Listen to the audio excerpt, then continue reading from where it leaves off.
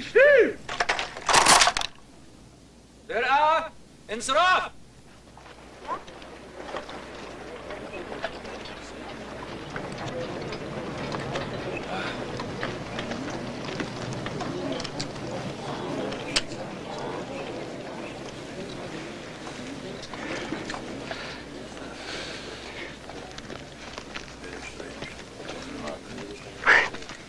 I thought I would see this day. Sooner or later. Besides, Bacon gave you our word we'd leave. I know. I suppose nobody believed him. No one but Sadat. Peace be upon his soul. May God grant him peace eternal. You also bless his memory? Why not? Without him and Bacon. Agreed. Without Anwar Sadat, not only might I have died here, but so might my sons.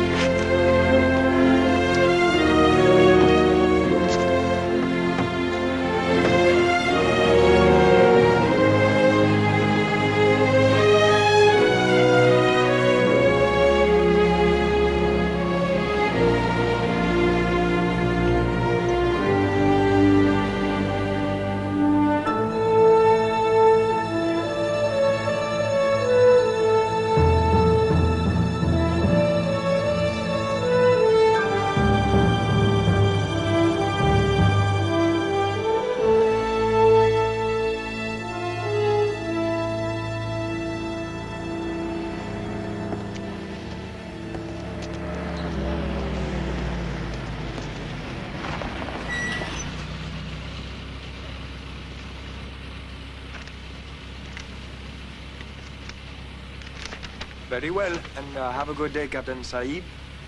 Captain Sadat?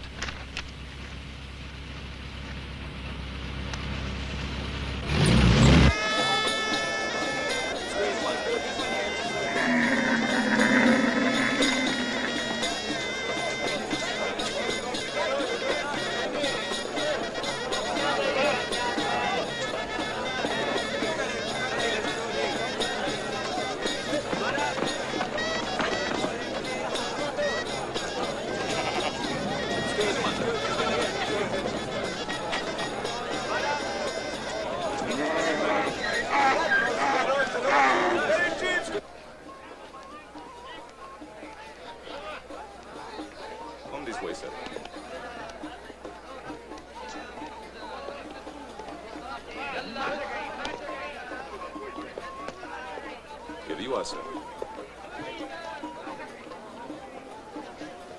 What will you have, sir? Tea. Very good, sir.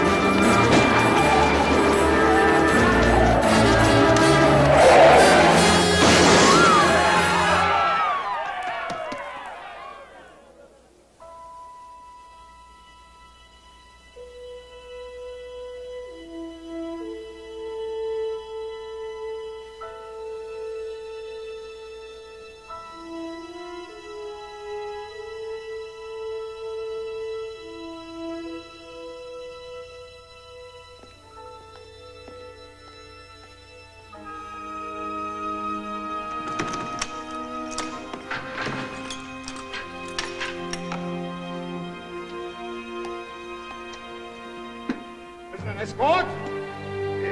Chat! Escort! Through the arms! Mr. an escort! We march! Hey! Right! Hey! Right! Hey! Hey! Hey! Hey! Hey! Hey! Hey! Hey! Hey!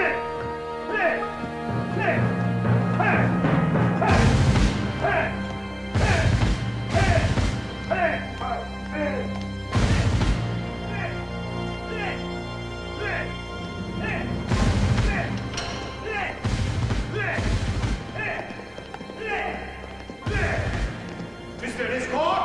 Halt! Mr. Escort, about time. Escort, we march!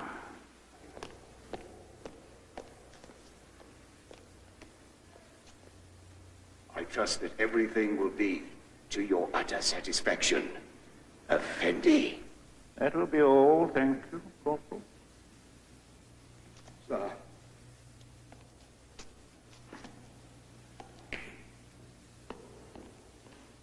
Stand at ease, Captain. Please, Captain, you can relax. I think you've made your point.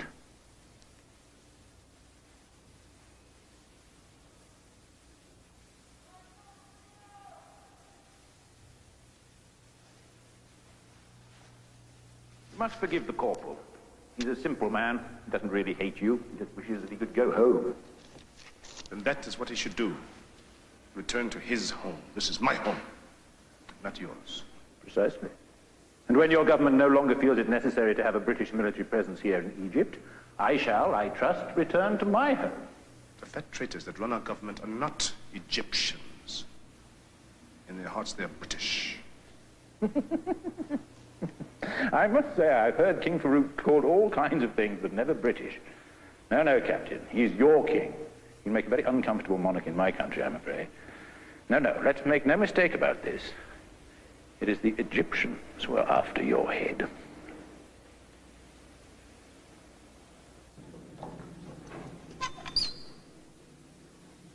All right. Let's see. Actually, not too bad. One more is in dreadful condition, but that won't take too long.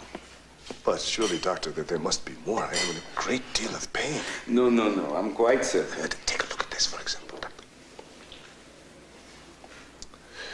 But why? This is a weekly trip outside of the jail. Besides, they cannot put me on trial if I am ailing. If they do, and my teeth are bad, I'll have my lawyer delay the trial until all the work is done. My friend, if I leave the one bad tooth alone, I have to drill the good ones.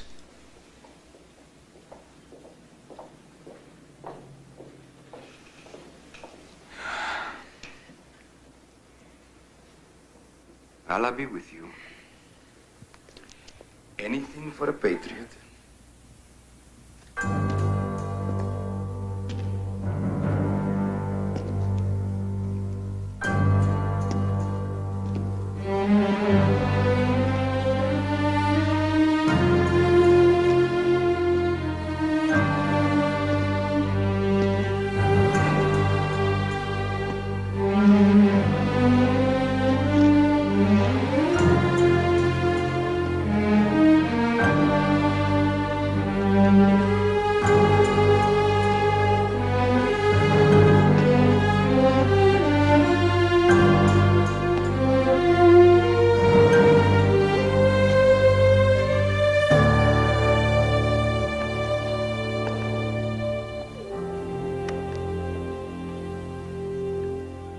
Chair comfortable enough, Captain?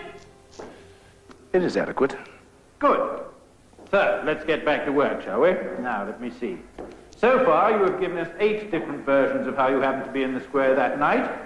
Which one are you going to try today? What day is today? Tuesday. Tuesday. Story 2, I think. How you just happened to be driving in the square that night, this Bedouin leapt upon your vehicle. No, that was version 3, yeah? No matter, Major. That is my story, and I'll continue as long as I can get away with it. The fat man may be king, but it's your British rule of law that keeps me safe. But that's not all you need us for. Without us, Egypt would grind to an ugly halt. This country simply doesn't have the know-how to run anything. Not the electricity board, the waterworks, and least of all the Suez Canal. There was a civilized Egypt when your ancestors were eating raw meat and painting themselves blue. Very likely. But that civilization collapsed because of no organization, no cohesion. You know, sometimes I think that you Egyptians are incapable of getting together on anything at all. You'd be surprised. I doubt it. Look at it this way, Captain.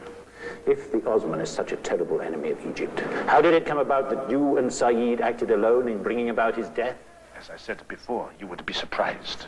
Did have help. Perhaps we did. And so much for all that nonsense about being in the square. Ah!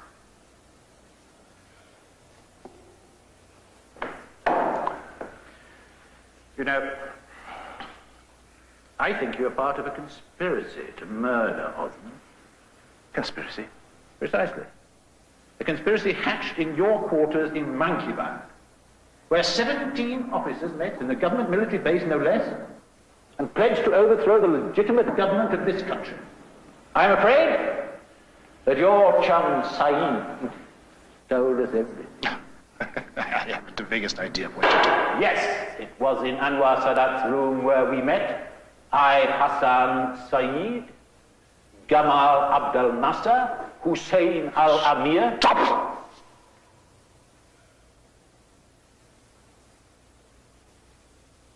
Very well. As you wish. It's feeling a little peckish anyway. But, do think about it, Captain. And, oh yes, we were getting a bit concerned about you spending so much time alone. Let's find you a little company. Hmm?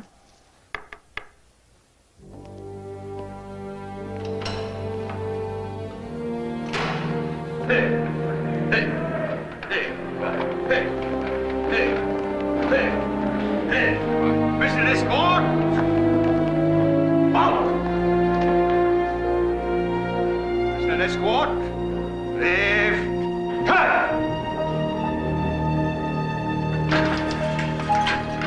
All right, Abdullah, let's get on with it. Better than Abdullah, can't he, yeah? Or is the name Mohammed? Escort, about face, quick, knife! I couldn't help myself, Anwar. It was a trick that caused me to speak. I'm a loyal... Hassan. Hey, I never doubted it for a moment. They think that because they tricked you into lying, they have all they need to convict us. Under British law, Hassan, under British law, no confession is valid when it is extorted.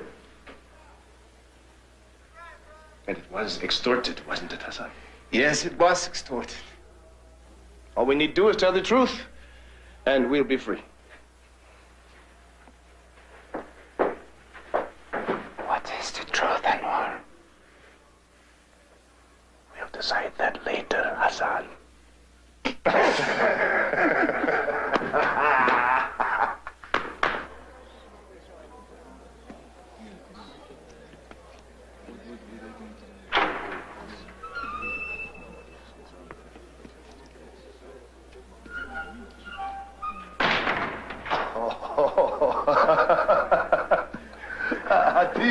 Anwar. How are you, my brother? You're healthy. Huh? Worried about my big brother. No need. I'm quite safe from the British. Not to question your honesty, but to my casual eye, it is they who seem to be in control. Temporary, for a short time. Their empire is crumbling. Any sustained pressure from any source, from anywhere, will send them scurrying back home. Atif, what about home? All is well. The village survives, and everyone speaks of you with great pride.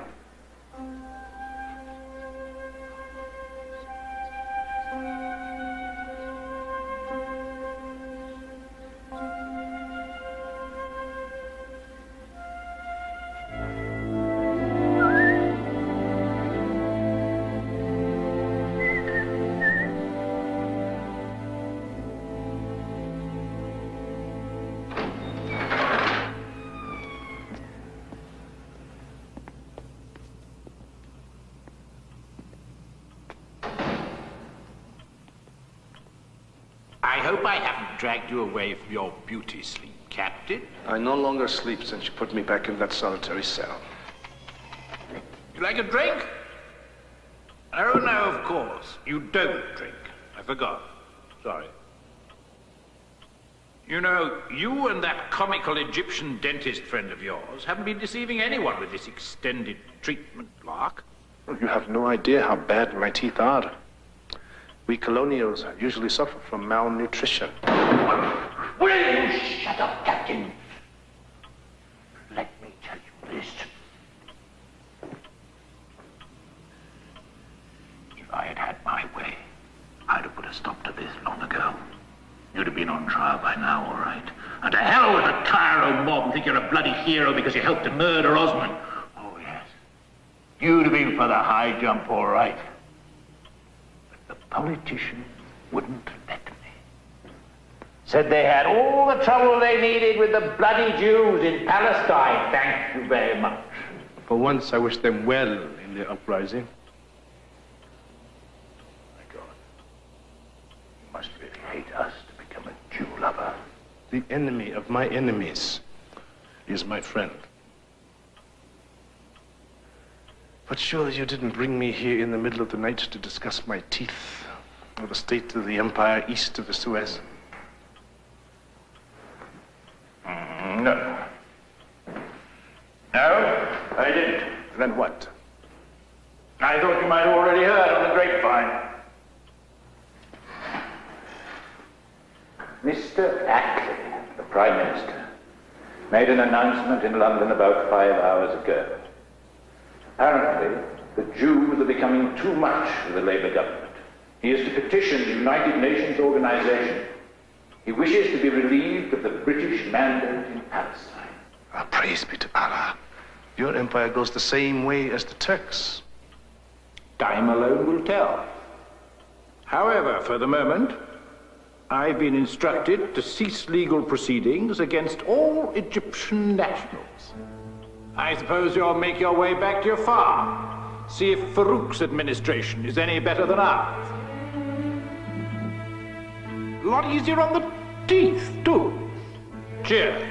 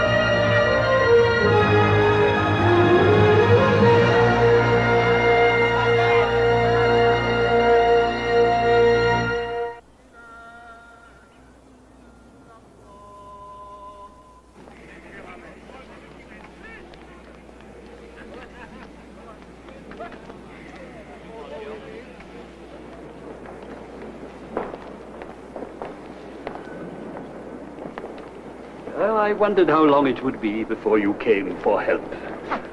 I almost didn't come at all. It occurred to me, Doctor, that the Osman incident might not make me the most popular person in Farouk's court. Since you understand the situation, what makes you think they would reinstate you in the army? Well, surely the army can use every spare body it can find. Why? The struggle against the Zionist intruders. No, frankly, the Palestinians aren't of much concern to us, not at the moment. We're more worried about possible internal insurrection. Really? Absolutely. It seems that some of your ex-colleagues in the so-called Free Officers Association are... Well, the details can wait.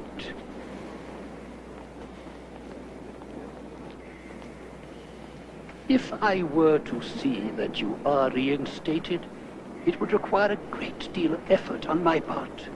Oh, great personal service, sir. I realize that. A favor you would no doubt be willing to repay at a later date, perhaps. My friends can always depend on me, sir. Prior favor or not, sir. Well, reinstatement might not be immediate. Have you gainful employment in the meantime? Oh, yes, sir. Yes. Saeed and I are presently involved in the exciting world of catering supply. Well, enjoy it. It won't be for long. Ah.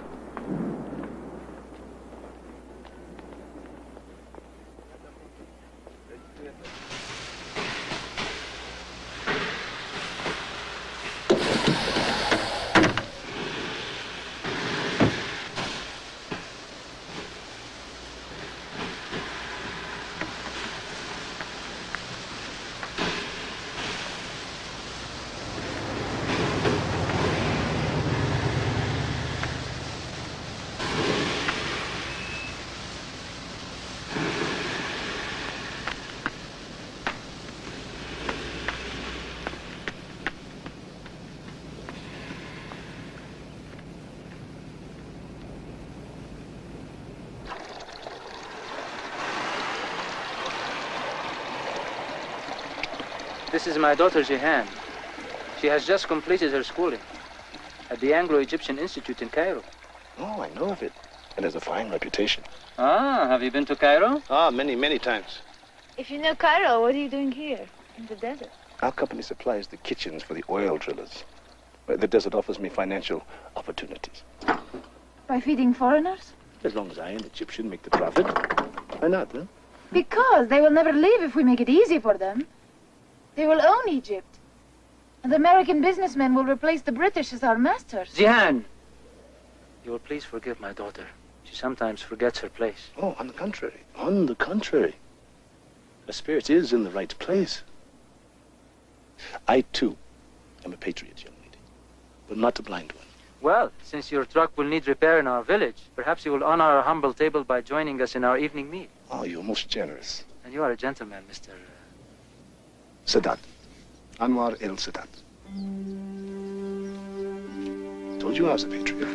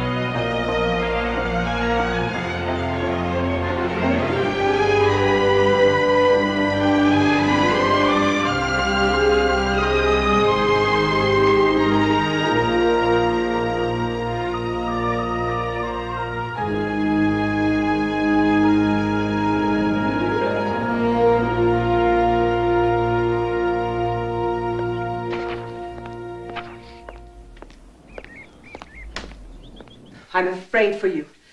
He's so different. Different how? Jihan, you know damn well what I'm talking about. Yes, about prejudice, hate. It's been with us a long time, But you've never had to face it. I have. Jihan, I had such big plans for you. I had hoped that you would marry someone... Someone what? Well, does he have to be a criminal? That's old hat, Mother. He's reapplied to the army. What hope does he have? He was thrown out for murdering a man. No, he was charged merely as an accomplice. He never pulled the trigger. Don't bandy words with me, Jehan. It still tells us something about the man. No, it tells about the boy. Today he's a different... A very different man. I cannot change what I have done, even if I wanted to. I cannot resurrect the dead. And now that Dr. Rashad has arranged for my reinstatement into the army, I can only hope for a more productive future with Jihan at my side.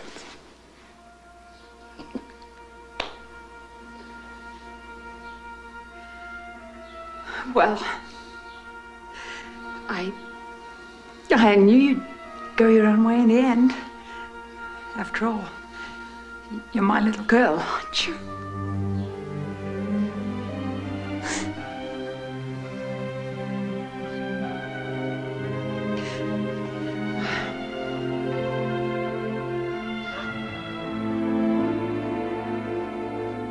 You repeat after me. I, Jihan Raouf, marry myself to you on the rules of the Holy Quran. The Holy Quran. And the traditions of Prophet Muhammad, peace be upon him. And for the dowry agreed upon between us and all the present crowd is witnessing to this wedding. Mabruk. Mabruk. You can change rings.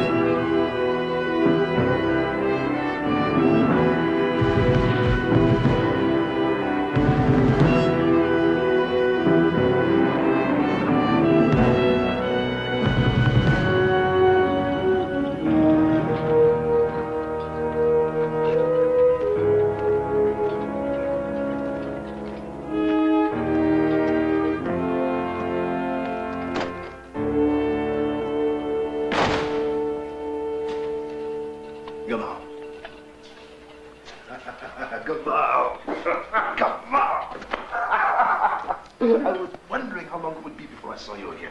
When did you get back? Oh, about 2 months ago. I was in hospital and I was even a prisoner of the Zionists. Are you going to return to Gaza? No. May I go in your place? If you want. Yes. It's a waste of time, though. To liberate Palestine from the enemy is a waste of time? No. It is merely that I have come to believe that we face an enemy far more important than the Zionists. Ourselves. This country is a mess, Anwar. And Farouk is using the Palestinians to distract the Egyptian people. That's the struggle we should face. Gladly. Even at risk to your own life.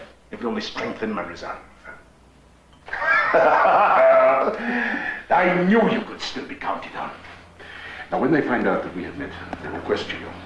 That will be the time to act. I will know when that time comes. I will find you.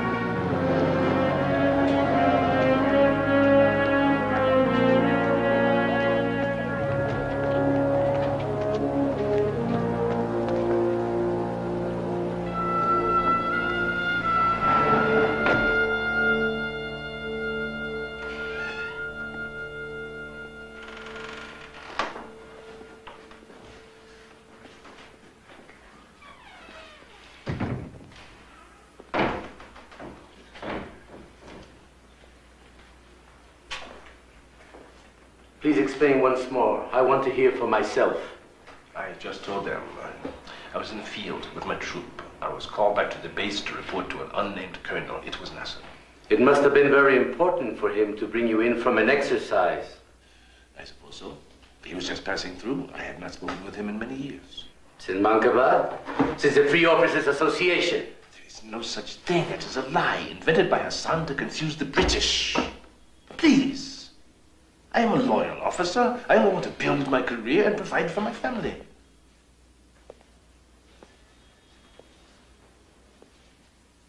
I believe him. He speaks the truth. So you see our problem. We need a channel of communication to these young officers who have served in Palestine. And you would like me to report back to you about any unrest? Precisely. That is spying on my own brother officers. If you like, we prefer to call it your loyal duty to His Majesty King Farouk. Yes, but... The doctor will give you your instructions. Any failure on your part will be considered treason. The punishment for which I suspect you know.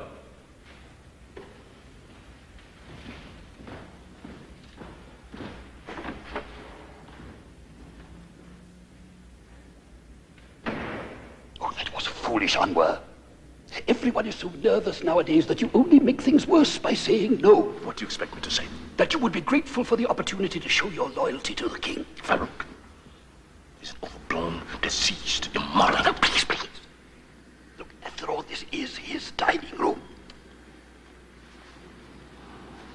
Now look, what have you got to lose? If, as you say, your little revolutionary group is dead, what have you to fear? Go visit with Nasser every now and then and tell me what he says. Is that so hard? Perhaps not. So there you are.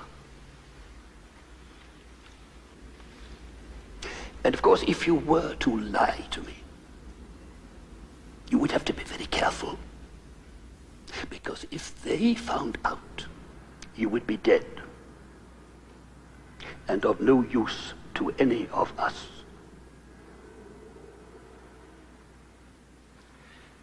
I must say this new man has a way with baklava.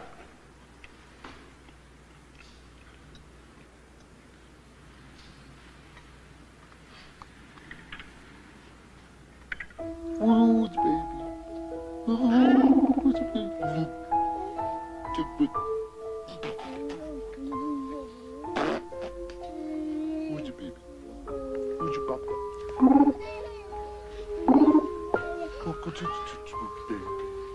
I hope she grows up to speak more clearly than Uju. See? There's nothing wrong with rules, Papa. That's right. That is right.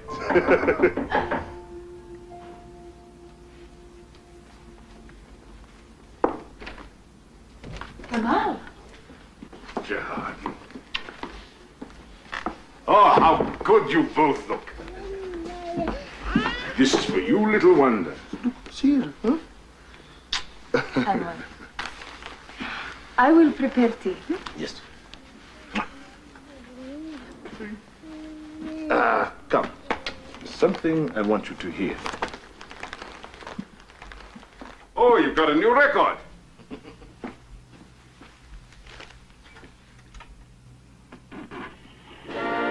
Splendid. The transmitters are still here. Yes. They think I'm being followed. You probably are. They're getting closer.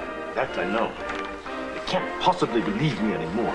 They know that something is happening. How much longer, Kamal? As long as it takes, until we are ready. Now, if Naguib joins us and brings his tank division, then we might have enough strength to take Cairo. But he still waves in the wind. He'd better make up his mind. It's getting uncomfortable. I know. Look, inside the gift wrapping, there's a list of names. I want you to feed them to Rashad. Tell him you overheard me on the phone or something. They are all names of members of the Muslim Brotherhood. I want you to be my liaison with them. So the idea is to get Rashad to order you into making contact. Now do your best. We still don't know which side he's on.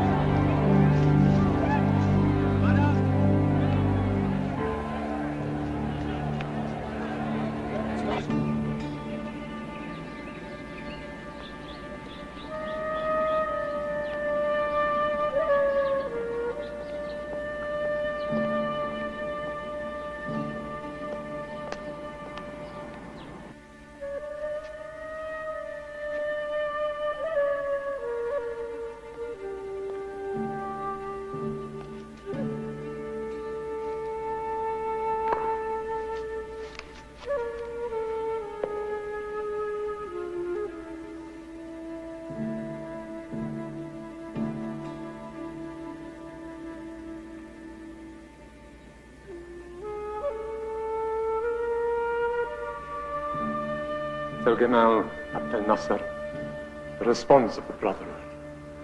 It is yes. The appointed day. Yes, inshallah. Yes.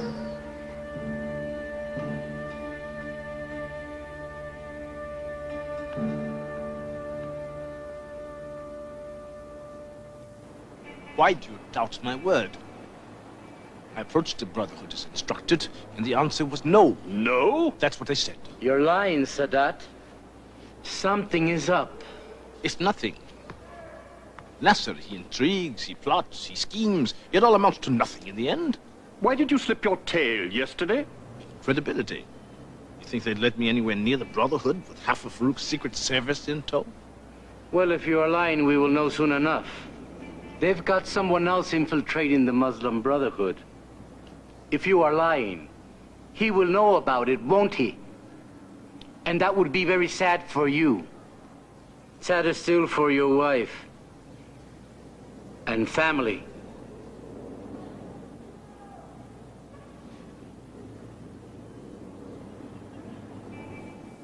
I have nothing to fear.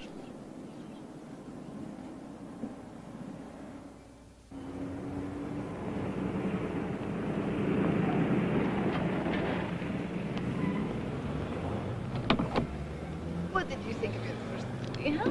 Will you go again to the movies? Will you go I again? like that movie. I like it. Can you imagine if Cairo was Bedford Falls, huh? And I was George Bailey? Anwar. One thing, you'd be an awful lot. Listen.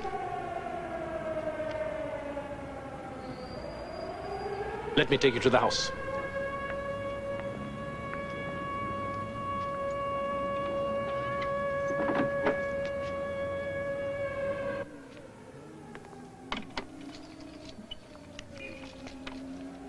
If that El Nouri woman is complaining about the baby's teething again...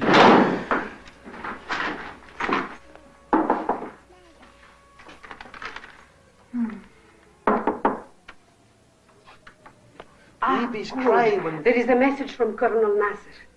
Nasser? Yes, he came twice. He said there was a surprise get-together at the Foreign Ministry, and he didn't want you to miss it. Oh, but that was hours ago. You probably missed him.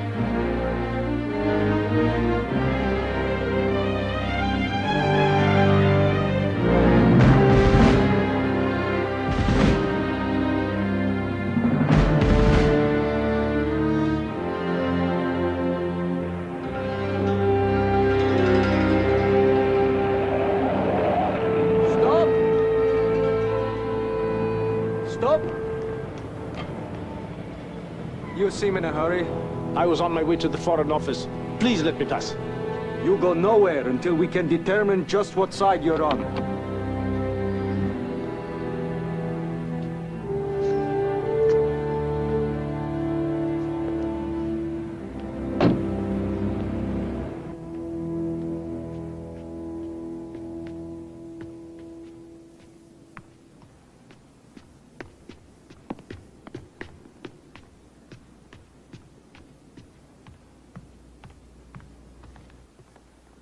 His Royal Majesty, Farouk, King of Egypt, Emperor.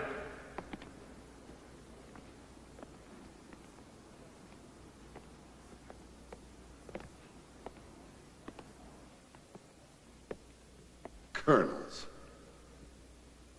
Not a general, even a brigadier amongst a lot of you. Brought down by a bunch of colonels. With respect, Your Majesty, you are not brought down. Yet. It's just a matter of time, Colonel. History teaches us that a deposed king is quickly killed. I assume you've drawn up a formal list of demands. In return for your guaranteed safe passage via the Royal Egyptian Navy, you will abdicate the throne forthwith. For the time being, your heir will serve as head of state. You will make a full disclosure of all hidden assets, including Swiss banking connections. You will acknowledge the sovereign right of the Egyptian people to select their own form of government. Do you really intend to let the people choose? No, I'm sure you've already chosen the form of government they'll get once you've gotten rid of me. And once in exile, you will never return to Egypt, having formally renounced all claims and pretensions to public office in this nation for yourself and for your heirs. Is that all? Yes. In anticipation of your cooperation, arrangements have been made with the Navy. You leave at 6 in the morning. You should arrange a destination. And if I refuse? You yourself made mention of the historical pattern for monarchs who overstay their rule. I will think the matter over. That will be all.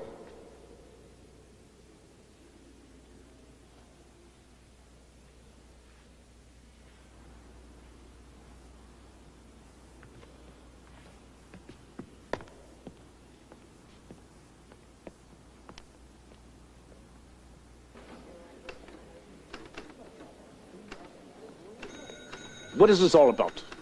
It's Sadat, isn't it? Yes. Well, Sadat, I'm willing to bet my life that you are a treacherous rebel.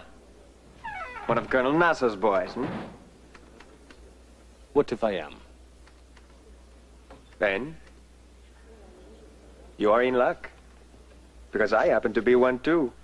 Nasser thought it best you not know he was keeping an eye on you. You? A witness? A spy? If you like, though I prefer double agent. Colonel Nasser likes to keep his groups separate. Security measure. Yes. All right, come with me. Colonel Nasser wants to see you. Of course.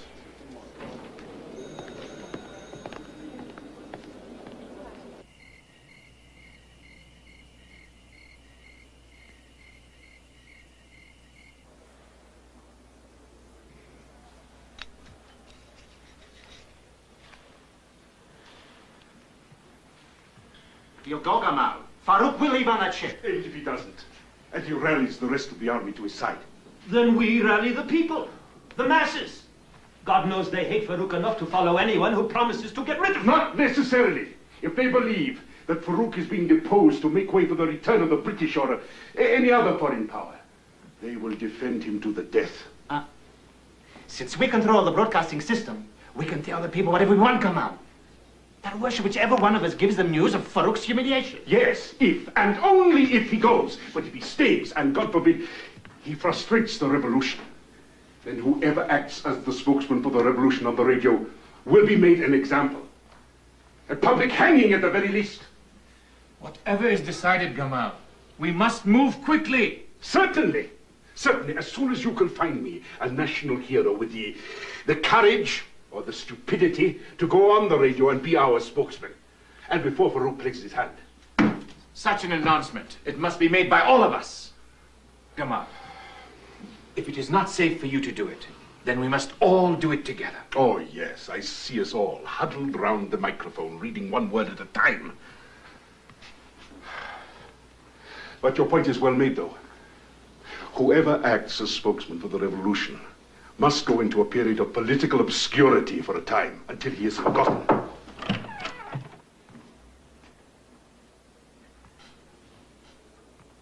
It is written, Allah provides for the faithful.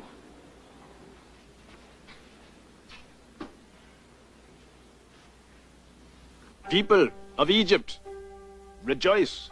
Allah has been heedful of our prayers.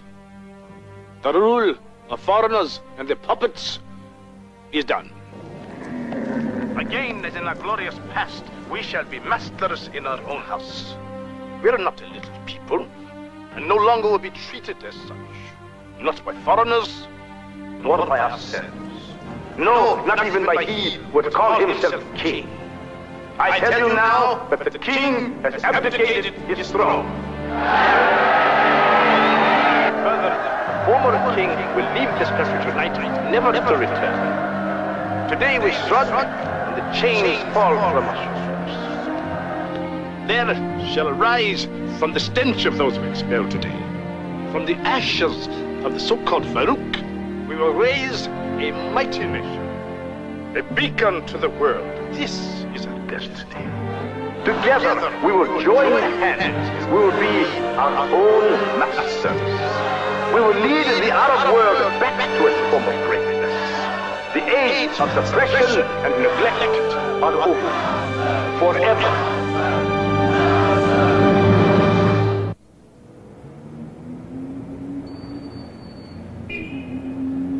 And so, Mr. Speaker, surely the problems of the Northern Irrigation District are vexing, as the death of livestock from infestation.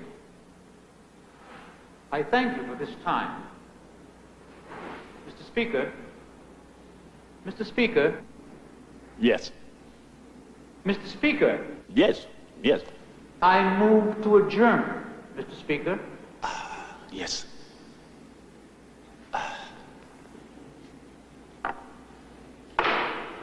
Adjourned.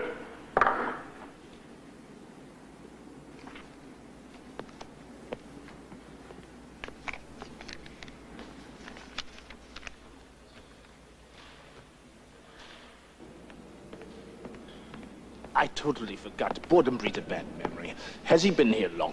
About half an hour. What's his title? Special Political Officer to the British Ambassador. Name's Robert Thompson.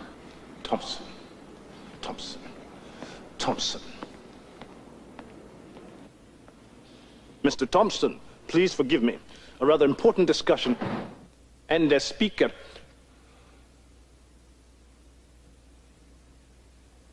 You. Don't worry, Mr. Speaker. We must all have our little priorities. You. Afraid so, old friend. Can't stay in the army forever, can we? And I seem to have some credentials for the job. In a way, I suppose you do. But I would not recommend you. Well then, thank God they didn't ask you. This is an informal visit. If you prefer I left, I'll find some other chap to... That depends on where you came. I feel that I owe you something. What did you have in mind? Some sound advice.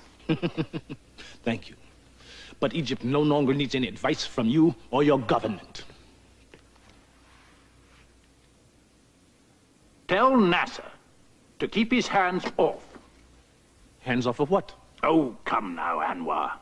If he's planning something as big as that, the whole Revolutionary Council must know about it. Haven't the slightest idea what you're talking about, Robert. My God, you're a good actor. All right, have it your way. At least you've been warned. I'll be looking for you at the Independence Day parade. See if your president's speech surprises you. Oh, yes, you know what I used to say to the chaps in the mess?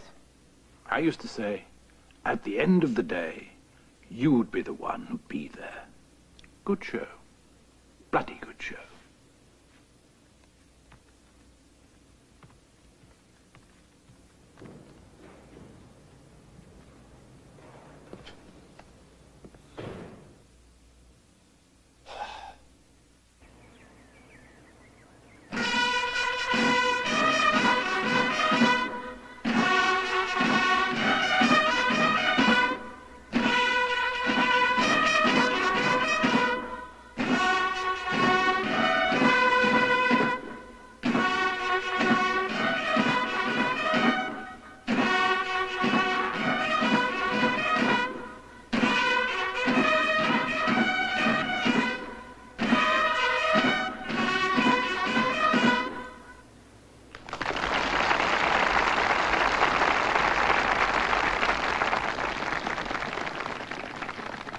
Brethren, this is a grand and glorious day, for it marks the birth of the new Egypt, our redemption from foreign rule, our resurrection as a free people. This day will live in the heart of all Egyptians, even of all Arabs, for under Allah, we are one people, one nation. But this day will be remembered not only as the day of liberation, but for a new reason. Today, with the assent of the Revolutionary Council, I declare that the Suez Canal is nationalized. In the name of the sovereign will of the Egyptian people, I declare that this great achievement, this greatest natural resource of the Egyptian nation, has been returned irrevocably and unalterably to the people of Egypt.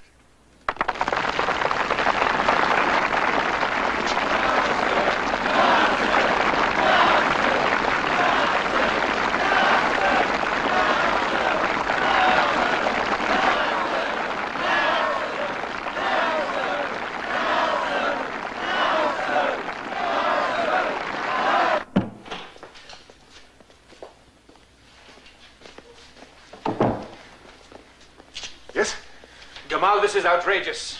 The council had no idea you intended to do this, and yet in our name... Now, Shadi, there wasn't time. There has been a sudden change in our, strategic position. Let us call it our strategic position. A change which made it possible for us to do this.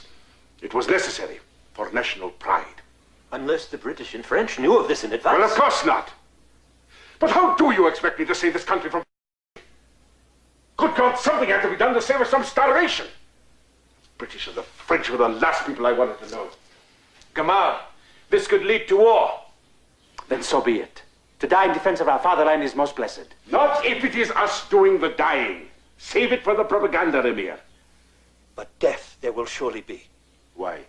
Without the canal, Europe dies. It's as simple as that. No oil, no nothing. They'll call it an act of war. Impossible. It is our territory.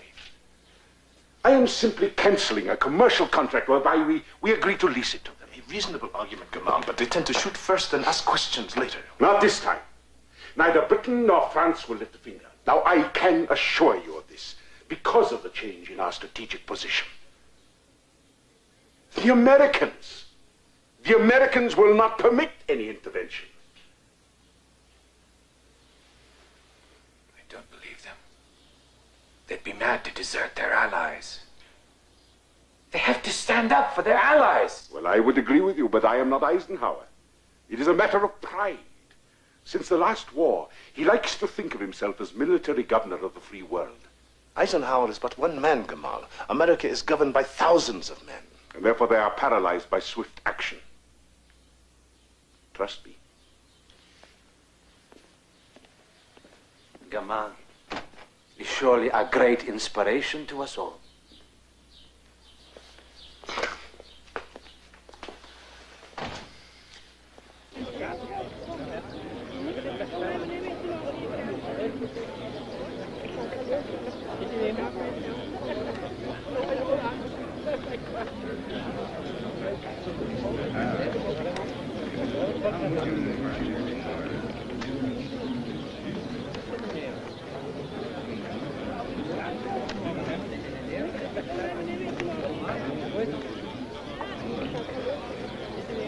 How did you know? That bloke Amer was rather friendly with one of our chaps. However, it seems that discretion was not one of his longest suits. You didn't know anything, did you? What would you do?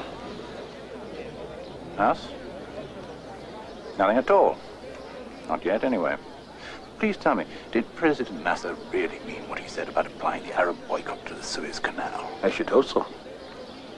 We are pledged to the annihilation of the Zionists.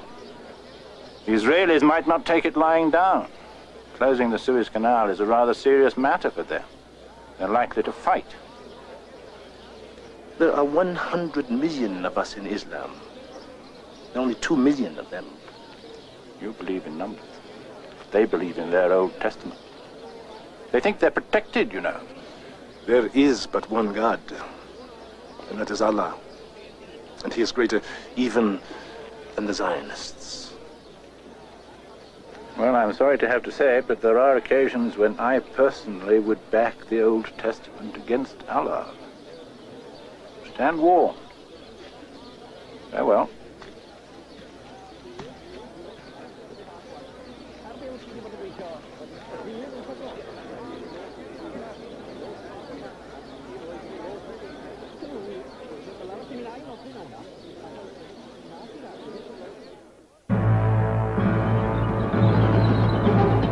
Tensions have increased in the Middle East with Egypt's blockade of the Straits of Tehran.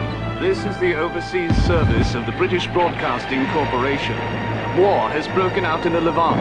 Israel has reacted to what it termed unacceptable provocations that threatened its existence, including, but not limited to, the closure of the Suez Canal by crossing the Sinai frontier. Vastly outnumbered Israelis are now engaged in heavy fighting with Egyptian forces. This is Reuters news service reporting from the Near East. It is now clear that Egypt intends to deny the State of Israel the right of innocent passage through the Suez Canal. The first commercial vessels bound for Haifa are being delayed at the south end of the international waterway. Declaring the physical safety of the canal at risk, Britain and France today dispatched armed forces to occupy the canal zone and safeguard it from damage caused by the outbreak of fighting between the Arabs and the Israelis. This has been denounced throughout the Arab world as a crude attempt to reoccupy the canal and thus invalidate the recent nationalization of that waterway. Stupid, stupid, stupid! He's given the British a reason to return. This time, they will never leave. How could he know that the Israelis would be as insane as to invade us? In 18 hours, they've occupied the entire Sinai. I wouldn't call that insane. Not to mention giving the British and the French an excuse to occupy the canal. Better them than the Israelis. Wait. The only excuse that the British and French have given to the world is to protect the canal, to keep it open. But don't you realize, gentlemen, at no time has anyone challenged our right to nationalize the canal.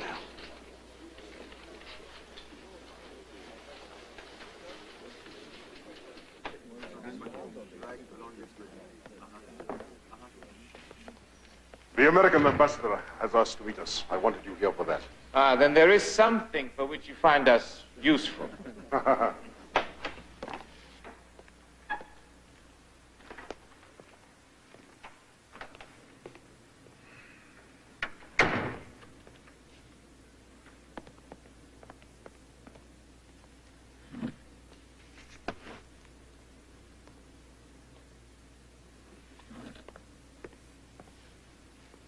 Mr. President, members of the Revolutionary Council, the President of the United States has asked me to apologize on behalf of our allies, Britain, France, and Israel, and to disassociate ourselves from the warlike actions taken against Egypt.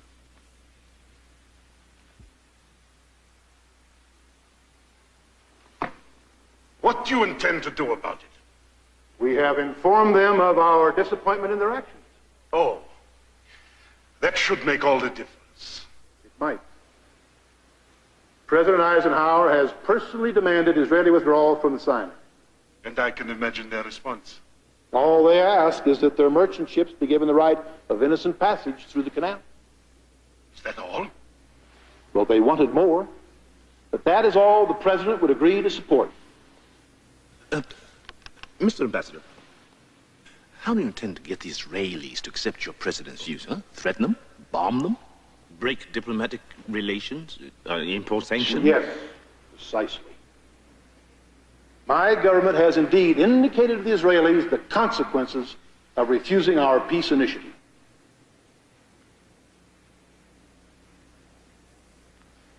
And that is all you want from us? To let the Israelis use the canal? That and the hope that you will keep in mind our friendship and solidarity at the end of the month when we begin discussions on a mutual defense treaty.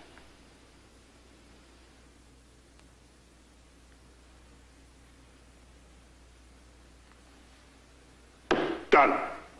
Agreed.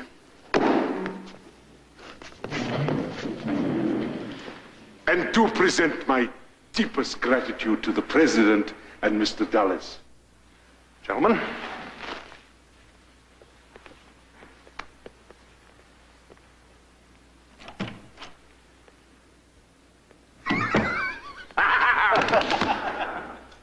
Do you think he speaks the truth? Of course. The Americans are far too naive to lie about a thing like this. Do they realize that this could bring down Anthony Eden's government? Obviously. Obviously they do. Well, Kamal, it seems you've outguessed them all, including those of us around this table. Except your promise to allow the Israelis to use the canal. That was ridiculous. The Israelis will never use the canal. But you promised. No one expects me to keep my word to the Jews. Not even the Americans? Well, who cares about them? When they find out that I have gone back on my word, what will they do? Tell the British and the French to re-invade? No. No. We have gained everything. We have lost nothing. So, what do we learn from this? We learn that Gamal knows best what should be done. We learn that Gamal has defeated the armies of two great empires. That Gamal must be the savior that the prophets foretold would arise to lead us. We learn that Egypt has only one master.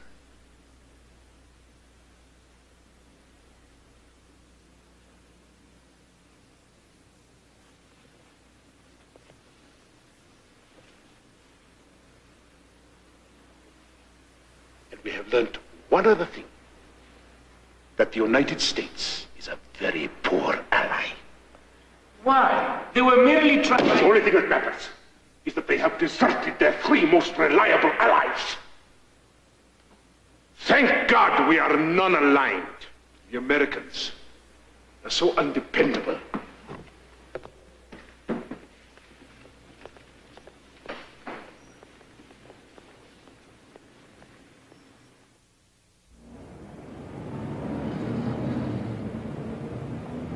And to the glorious Soviet peoples we say, welcome.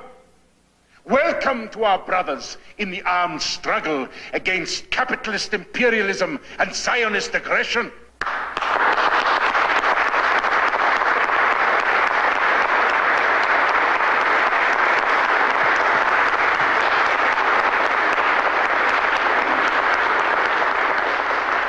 Now we can proceed toward the future, confident, arm in arm with a superpower that respects the identity of an ancient civilization such as ours, admires our Islamic soul.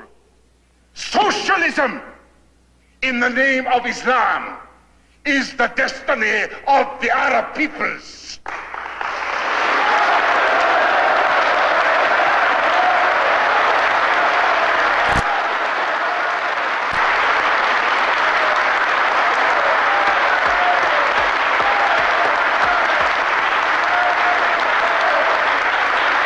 This is madness, Gamal. We aren't equipped to handle our own problems, let alone federate with Syria.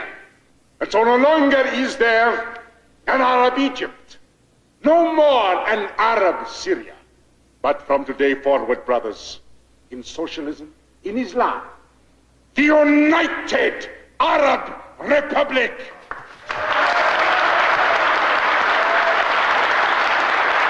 Gamal, a war in Yemen's quicksand.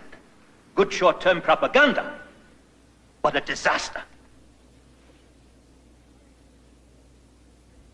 I send our troops to Yemen not to fight in a foreign country. No, for any Arab land is any Arab's land. And when the reactionary tyrant in the Yemen has been destroyed, then truly it will be the turn of the Zionists.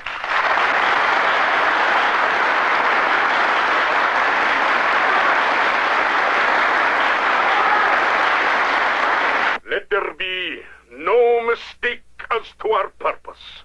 Let there be no error as to our intention.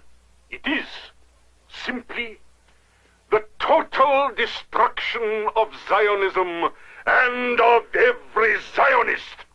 And when we are done, the world will finally realize the truth that no matter what we say or do in the short run, the only long-term solution to peace in this region is the Arab solution. The people of Egypt speak with but one voice, that of our leader, Gamal Abdel Nasser. Peace be upon us all. Listen now, people of Arab Egypt.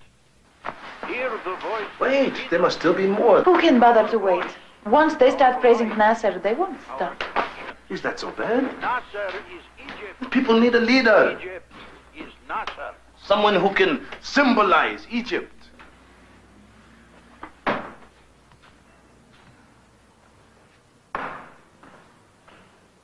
I take it you're disappointed that I failed your expectation. At least you will stay perceptive. Yeah, well, it's about time that you grew out of your impatience, Jan. And what is that supposed to mean? Damn it! Why am I the only man in Egypt whose wife makes him miserable because of politics? Isn't that why you married me, Anwar? All right. Have a go at me. Do you know what they call you behind your back? Yes. Bakishi-sak. Exactly.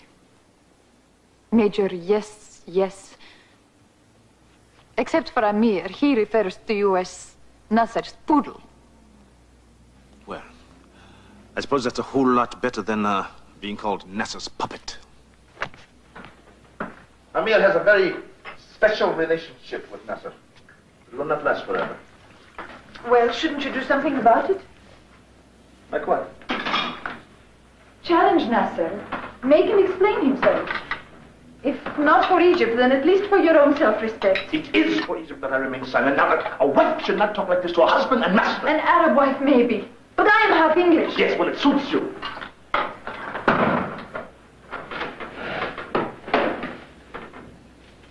How can Egypt benefit from your silence? How can that be? Because there is no stopping Nasser. If you differ with him, either you are ignored or shifted aside or no longer trusted. Sooner or later, he will make a mistake or see the error of his ways. Then he will turn to me. Not if you are one step behind Amir, in his shadow. Jihan. Jihan. Amir is a fool. He is the real yes man. But he's more ambitious than he is clever, and sooner or later he will destroy himself, and when he does, then my time will come. Ah, you English.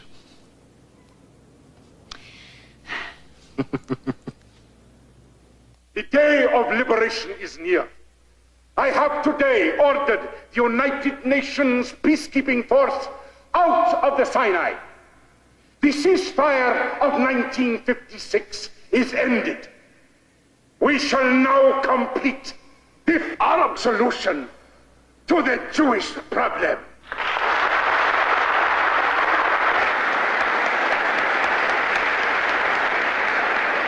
And for this mighty crusade, I give you the commander-in-chief of our mighty legions, Abdul Hakim Amer.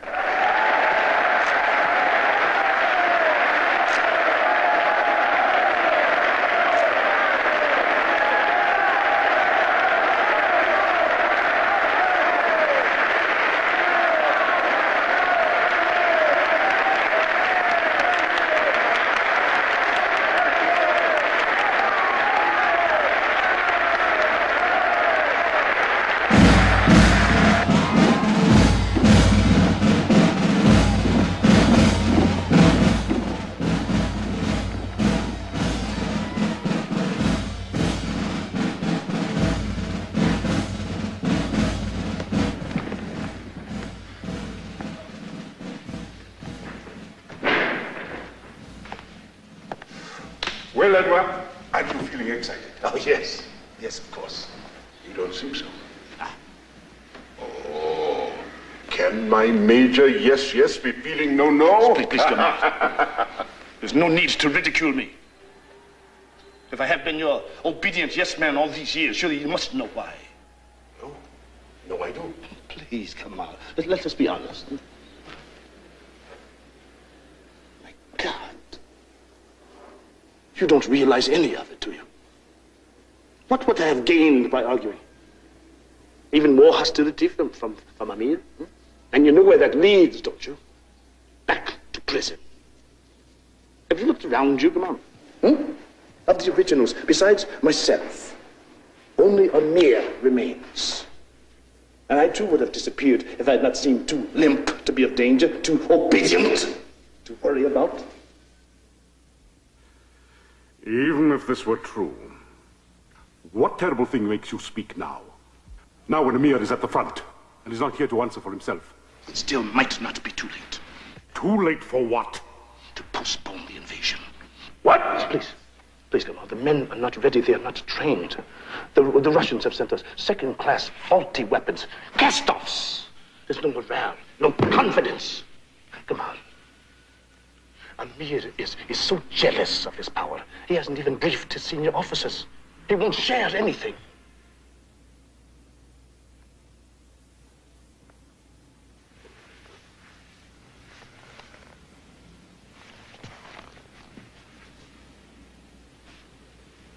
Next week, Amir will attack. And you will be proved neither wrong or right. If the former, you will be jailed for treason. If you are correct, then you will have to face Amir with his speech.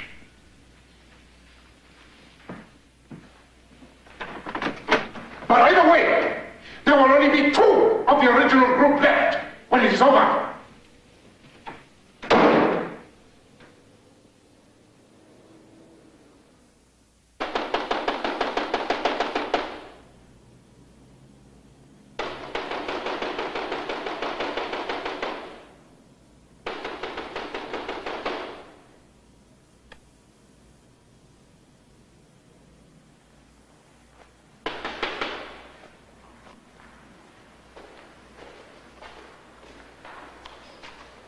Who is it?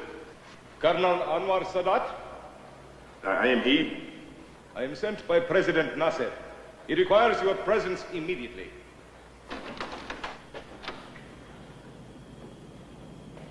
At 4 o'clock in the morning. What is this? Are you in danger? Is there danger, Anwar? Do you have any idea why he wants me at this time of night? The war of liberation against the Jews. It's a great victory, brother. We are destroying the Zionists on every front. Even our Syrian brothers and Hussein's Arab Legion have joined the slaughter. Are you not happy? Oh, yes. Yes, brother. Just give me time to dress.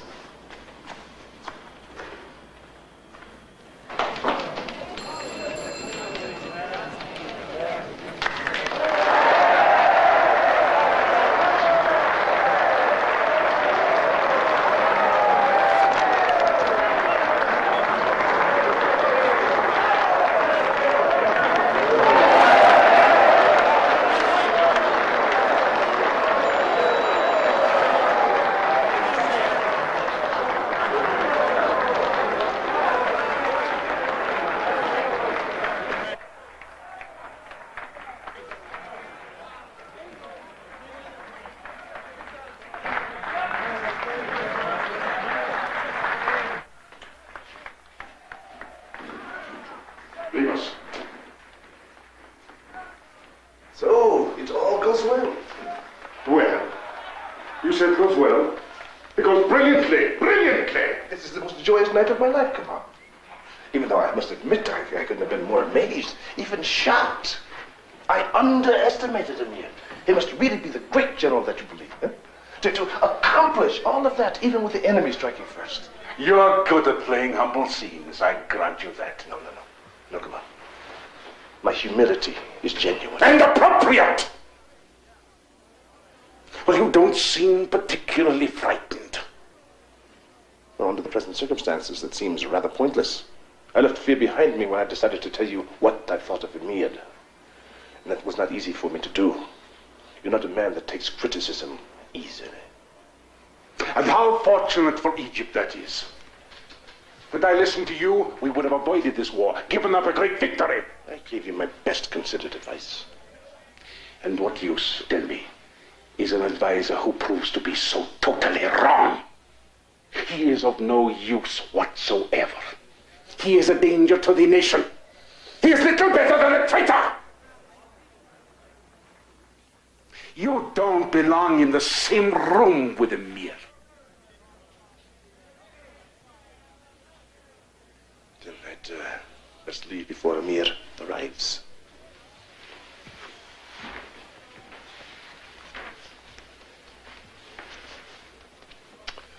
You know where to find me? In case you decide where it is I do belong.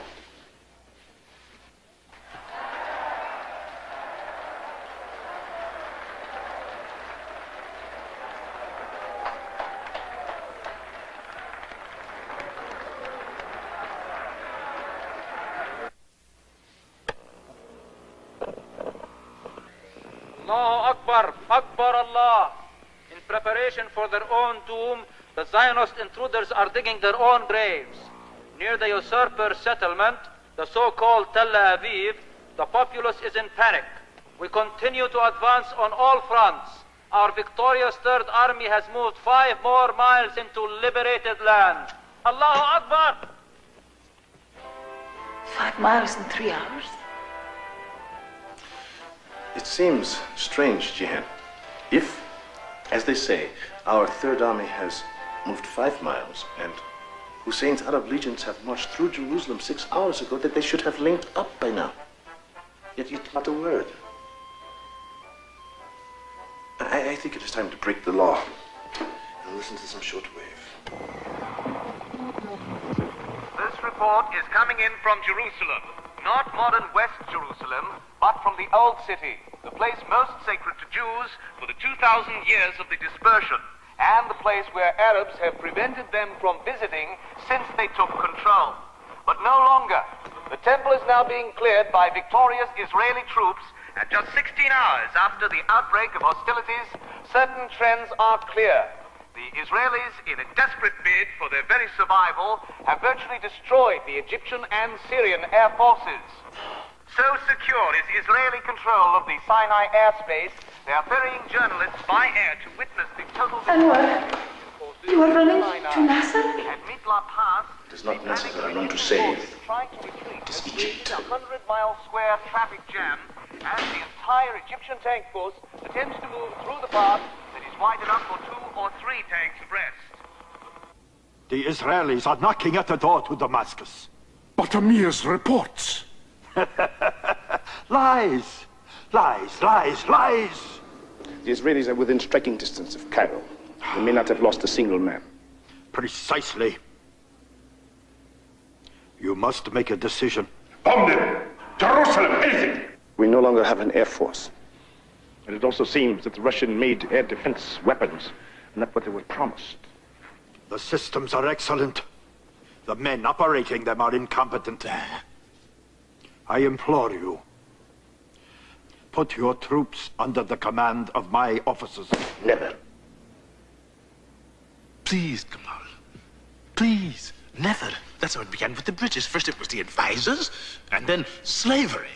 The alternative is to beg the Jews to let you alone. Or to make peace with them. Never! But my colleague is correct.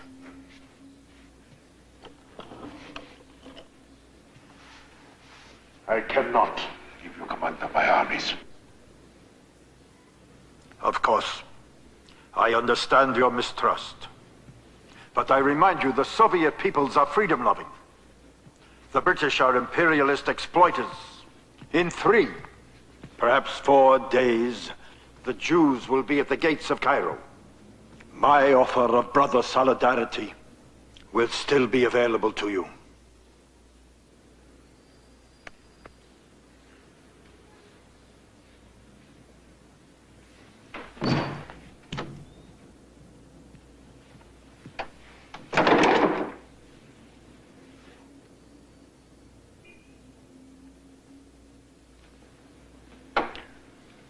What are we going to do, Anwar?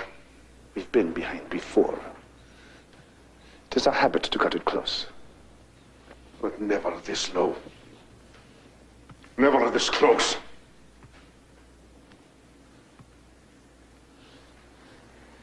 Gamal.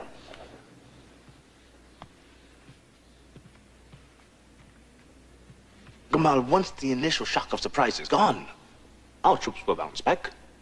But we must hold the Israelis at Mitla. Time is what we need, Gamal. Time. Time for what? Have you thought of anything? Yes, the United Nations, the Americans. Now, if we can hold the Israelis on battleground, we can destroy them in the eyes of the rest of the world. Now, it's worked before. But will it work now? Yes. And all of Egypt will follow you. You must take personal charge.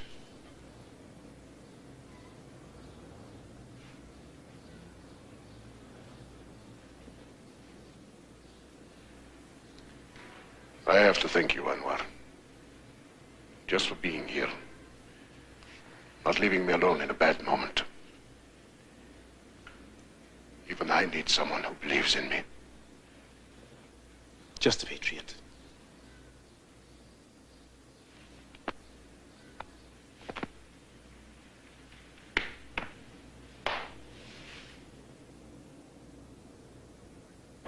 The six-day victory by tiny Israel is being hailed as the greatest achievement in military history.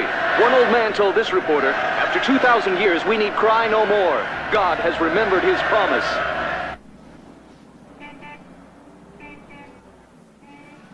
But of course you can do something. You can't leave us twisting in the wind. Really? You seem to forget, Colonel Sadat. You virtually expelled my country from Egypt. Surely you're talking to the wrong man. And now we are offering you the chance to resume our friendship. Sure, you should jump at the opportunity. Mr. President, in our view, Egypt has become a client of the Soviet Union. And Israel is a puppet of the United States.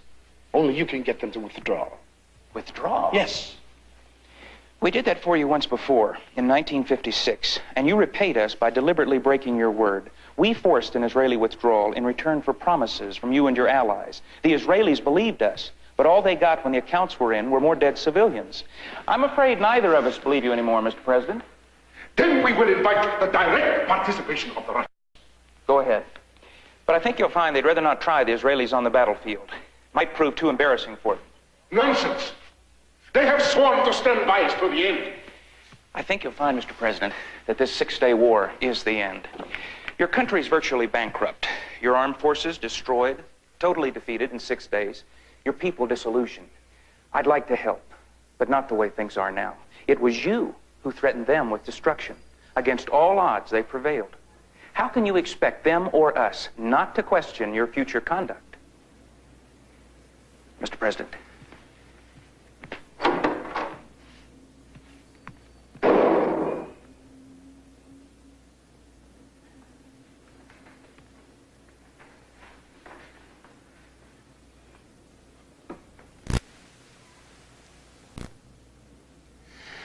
I think he's saying that they will change their policy if we change presidents.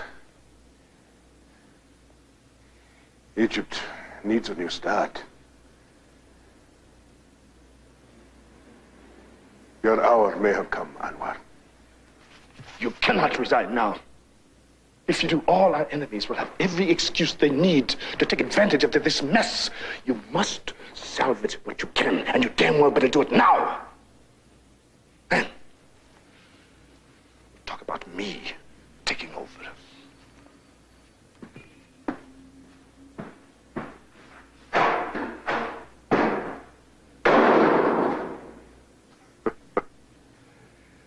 Some yes men.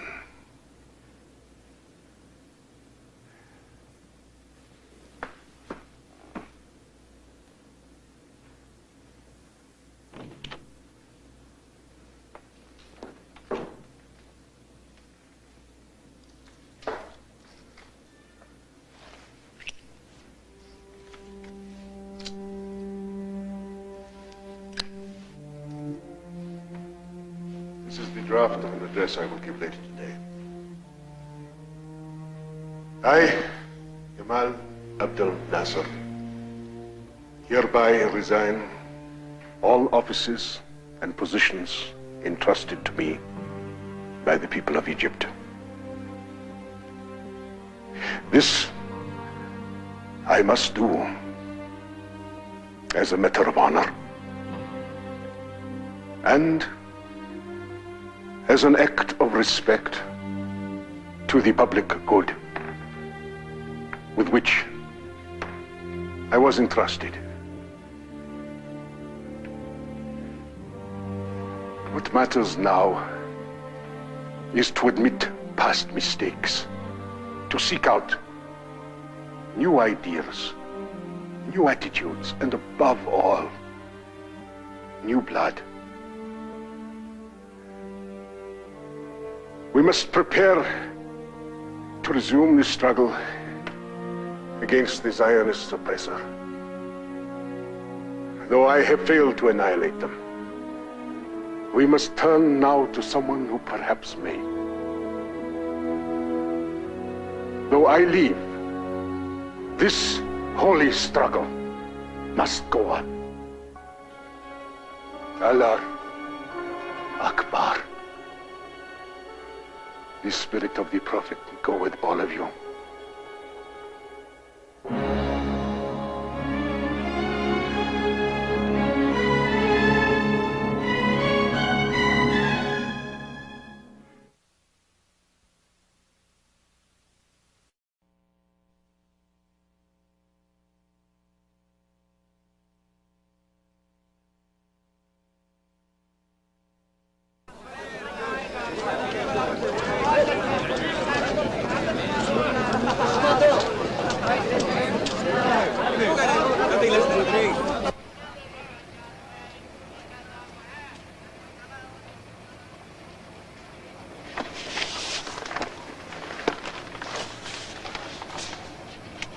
How good a likeness is that? Hardly a face worth memorizing. I personally guarantee he won't last more than a month or two. Too weak. His nickname is, or was, I suppose, Nasser's Poodle. And since Nasser wanted to be sure whoever took over would be next to useless, someone who could never fill his shoes, well, sort of a caretaker while the various factions fight it out. Now, this is Abu El-Ali, Moscow's boy, a Soviet client and proud of it. His so-called Communist Party is just waiting for the chance to bury Sadat. This is Yusuf Sibai, journalist. Not too popular under Nasser. Too much of an intellectual for Gamal, but typical of the kind of man Sadat wants on his side. Sadat listens to him. And this is Ali Sharaf. Always struck us as fairly reasonable. Fell into disgrace under Nasser. Sadat brought him back. Hopes he's something of a liberal Democrat. The trouble is, Sharaf thinks Sadat's a lightweight. He also thinks of him as a caretaker. As soon as one merges as the strongest group, they'll dispose of Sadat and the country can get on with its business. That only works if the man you name has no faction of his own. That's Sadat.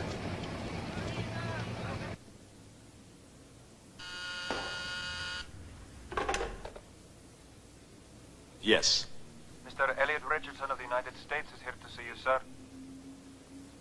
Send him in.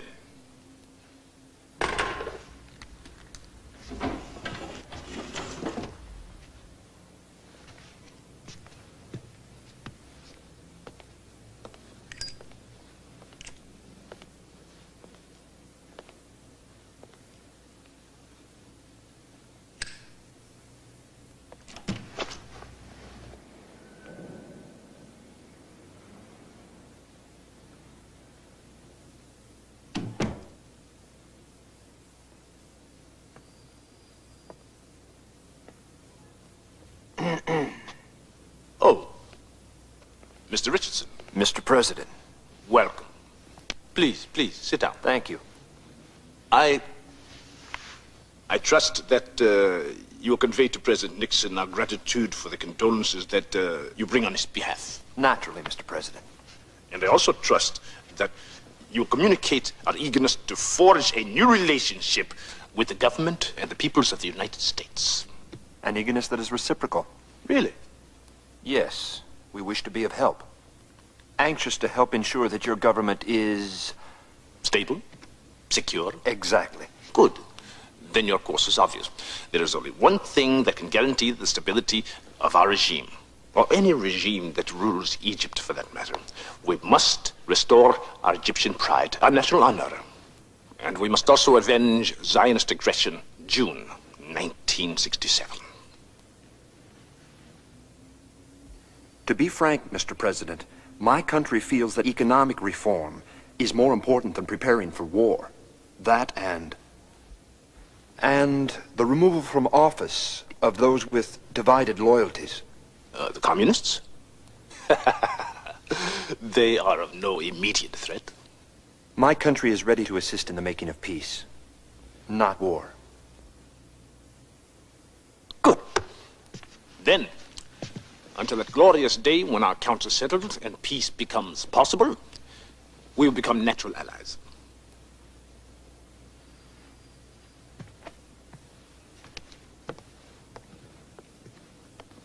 I can only hope that in the meantime, we do not become enemies. I trust that will never be the case. On that we both agree. My best wishes to you, President. Thank you. Good day.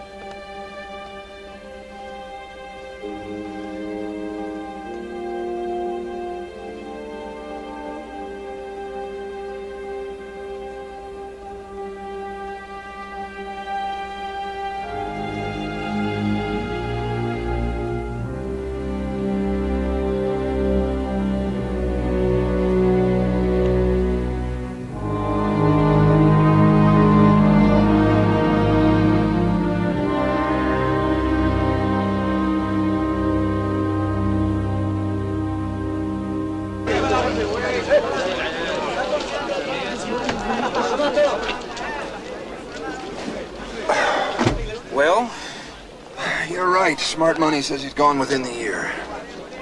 Airport.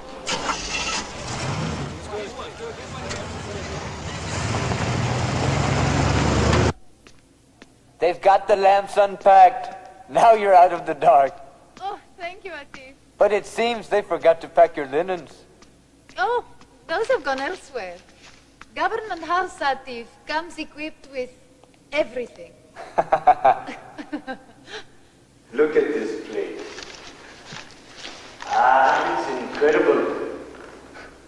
Imagine, you and my brother at the top, leading. It's not too late for you to join us, Atif. Anwar has yet to name an aide from the Air Force. As tempting as it would be, I can't. My place is with my squadron. My time will be when we recross the canal. That day will come, Atif. It is Anwar's dream. Well, with Atif's help, we are sorting things out.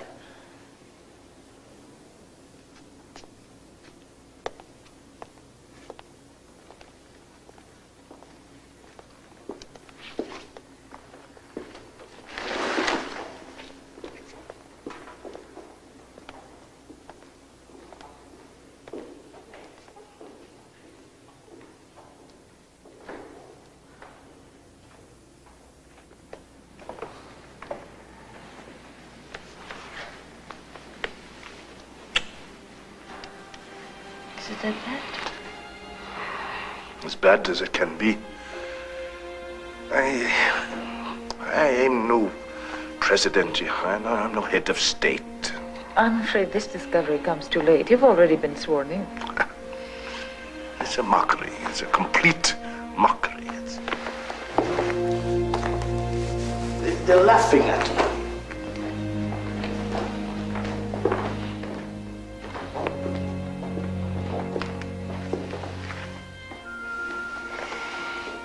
These are not easy times, are they? No. I am like an actor, trying to make a good imitation of a good leader, but the truth is, I am not very good. I have no support, not from the people who count. The country is bankrupt. The world is waiting for the government to collapse and for me to go scurrying off with my tail between my legs. But I am afraid that I am not the man that you hoped. I am no Gamal Abdel Nasser. Forget Nasser, Anwar. Be your own man. You can be a leader greater than Nasser ever dreamed possible for himself, but you must be your own man. Imitate Nasser and you must fail. Be Anwar Sadat. Do the things that you believe in, and your name will live when Nasser is nothing but a footnote.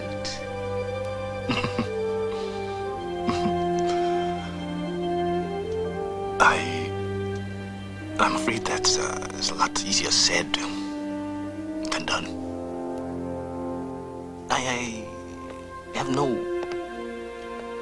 support from the council. Nobody turns to me for advice. I'm like a caretaker. Only if you choose to be. Do it your way. They will follow. Look, what have you got to lose? Don't choke. Oh, come Don't here, choke. come here.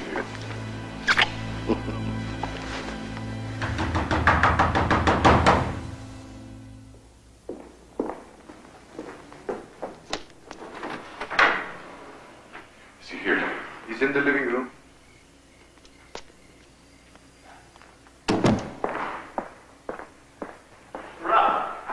What on earth? At this hour of the night? Some things are best done under cover of darkness, Anwar. No. It is Abu El Ali and his communists. They are scared that if they wait too long, you will entrench yourself. Leave it to the communists to be frightened of me entrenching myself. This was passed to me by a friend. branch manager at the telephone company. It is a complete record of Abu's plotting with his friends. Nasser had personally ordered the surveillance. I thought that was against the law.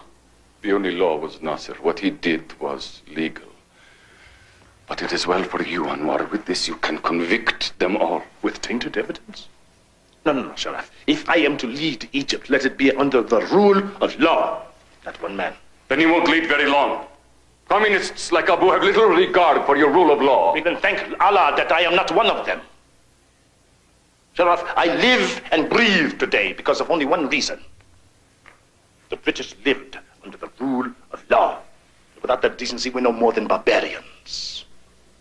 Now, what would you have me do? Arrest them in the middle of the night? Yes, as Nasser would have done. I am not Nasser. I am Sadat. And it must be done my way. And you will let them walk free? And if I do have them arrested based on illegal tape, what then? Why, then your little faction is free to get rid of me. I get rid of Abu for you, thus eliminating your only competition. Now, I want this tape destroyed. Anwar. And I want Abu and his friends to know that it has been destroyed. What? Anwar, you can't be serious. No, on the contrary, madam. It could be a political masterstroke. Yes? If Abu and his current followers know that there is no proof of their collaboration, why then they have a chance to a new start. Precisely. And once they know that, they have a free choice to join me. No one can question their past loyalty. Now, we must destroy the evils of the past, Sharaf. Begin anew. You will destroy this tape.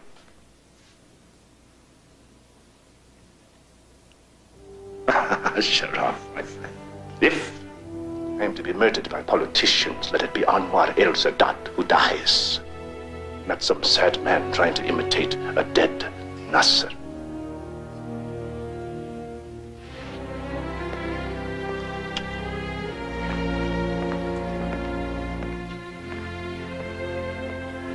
Your husband is either a saint or a fool. And I'm not sure that Egypt can afford either. He is exactly what Egypt needs. Please. Watch out for him, Sharaf. Perhaps. I will see. While the conduct of national affairs is my concern, surely it is you, the courageous men of the Air Force, who must form the cutting edge and lead us toward a new Egypt.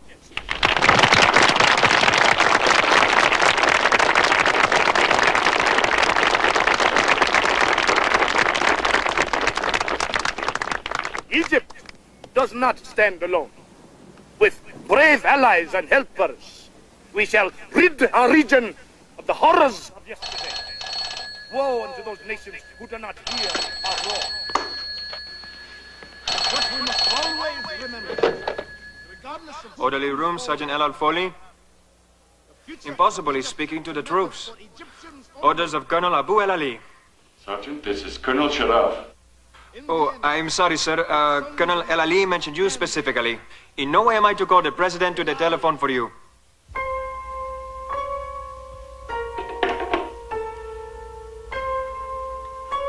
But only Egyptian lives will be allowed the privilege of sacrifice for our holy cause. The pain of defeat was ours alone. The glory of redemption, likewise, shall be a moment for Egyptians only. Oh, this is what thing.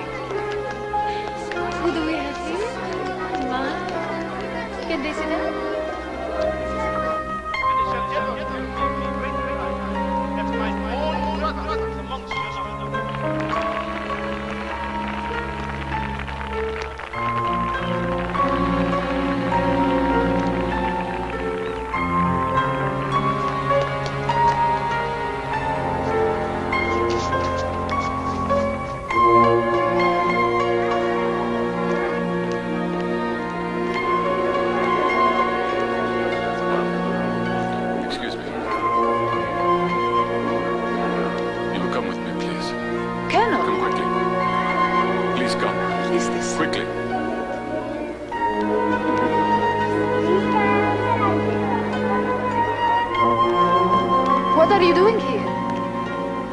Am I in danger? Or under arrest?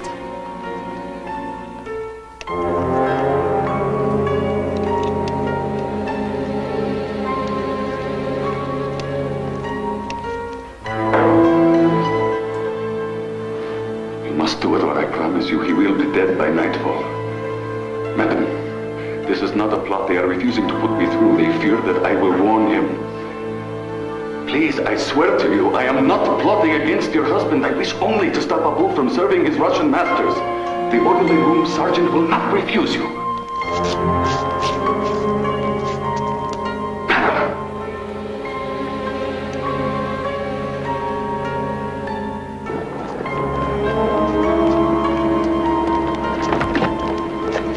Let's fire in a speech. Truly grand. Always delighted to serve you, Abu. And your friends.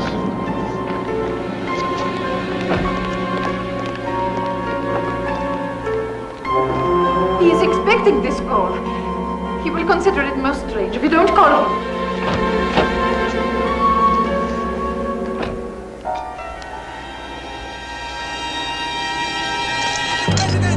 Mr. President! Mr. President, wait! Sir! Sir! Mr. President! Wait! Telephone call, sir. Most urgent telephone call. For me? Yes. Now, eh? Get not the message to. It is your wife, sir. Ah. No, wait. Wait here.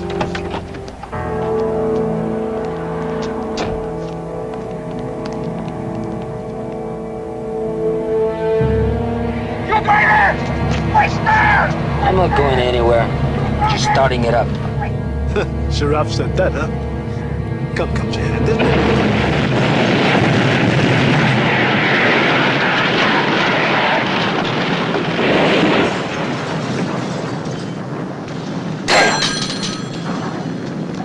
A proper rogues gallery. And they are just the ringleaders. I've never enjoyed the front page of your paper more than today, Yusuf. Thank you, thank you. We've won a battle, yes, provided we've got all the enemy. That's all the key ones, I should think. So, Anwar, do you intend to leave it at that? No, definitely not. But tell me, Sharaf, why did you warn me? The public story or the truth? Both. Well, the public story is simple.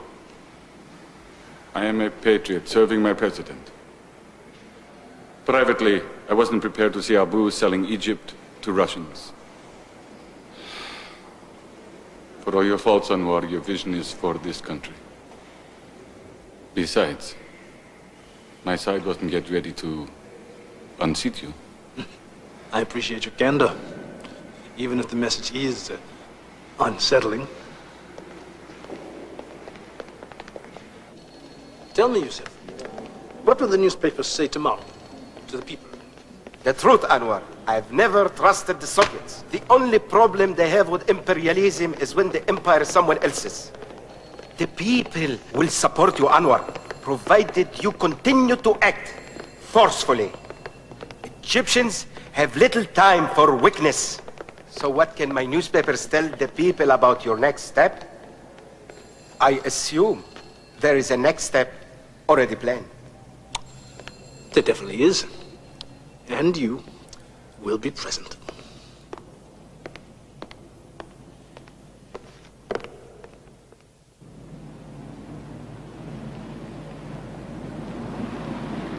Very nice, thank you. Hold it up, please, Jack. One more, please. Thank you so much. Thank you, Chairman Brezhnev. President Sadat, thank you.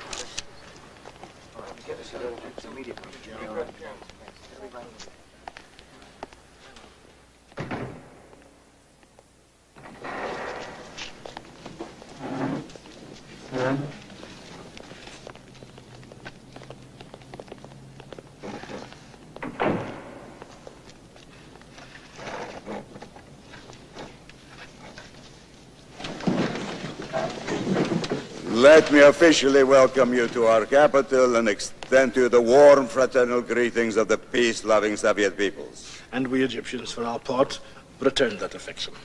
It is a strange affection that declares our political view illegal.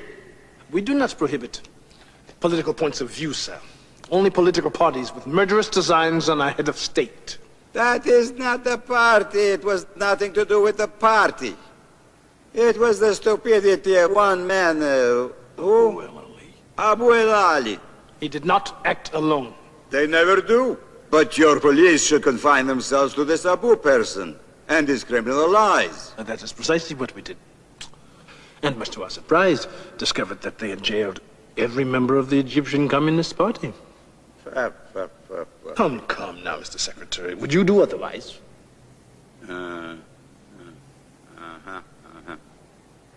You are seriously considering crossing the canal, aren't you, attacking Israel? No voice is louder than that of battle. It is not in the very good interest of the Soviets to see the Israelis so threatened that the Americans can have an excuse to intervene. I know. But if you wish to protect your best interest, you have no choice but to help me. If you do not, then my troops will push all the way to Jerusalem. America be damned. Your troops? Yes. A rabble. They won't even get across the Suez without our help. Never mind Jerusalem. Oh, come. Sit down. Shh. It was only a bad joke. You must overcome it. We wish to help you get rid of the Zionist state. Are you listening to me? We're willing to lend you troops. Russians? No. Cubans.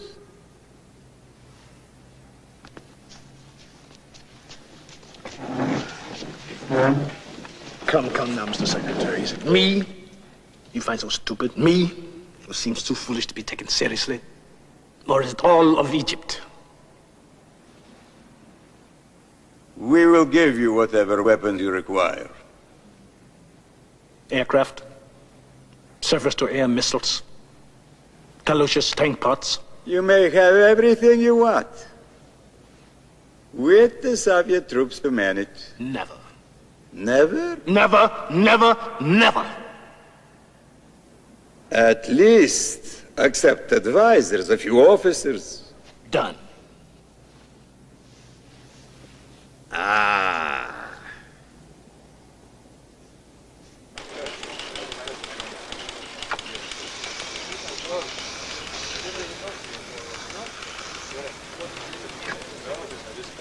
Why were those divisions moved? I asked you a question.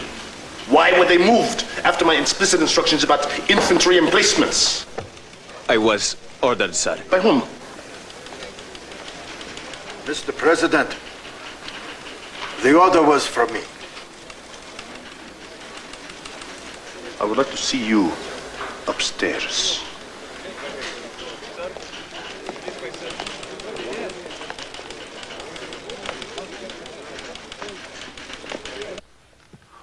How dare you countermand my orders? Merely helping, sir.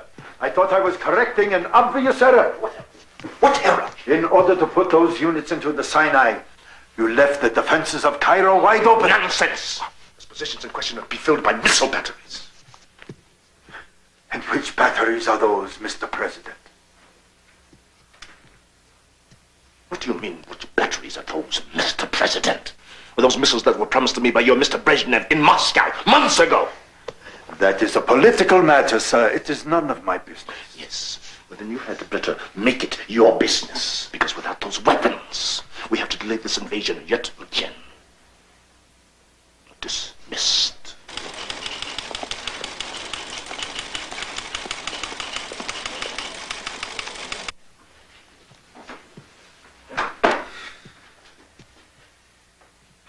Damn it! You can't wait much longer, Anwar. The students are calling for an invasion. They want the Sinai back. I think it might be well to close the universities for a week or two. Like that? Yes. They don't understand, do they? Don't understand what kind of mess we inherited from Nasser. How badly he let them down. Of course. course not. He remains their hero. You follow Nasser's line, they'll follow you. But this delaying, trying to cooperate with the Soviets, no. The students' hearts are still with Kemal. You must act. I will act. I will act. But I will not close the universities. Anwar, there is no other option. Yes, there is. I can face the students, answer their doubts. But first, I must get them to realize that I can be trusted. Huh? I can be strong.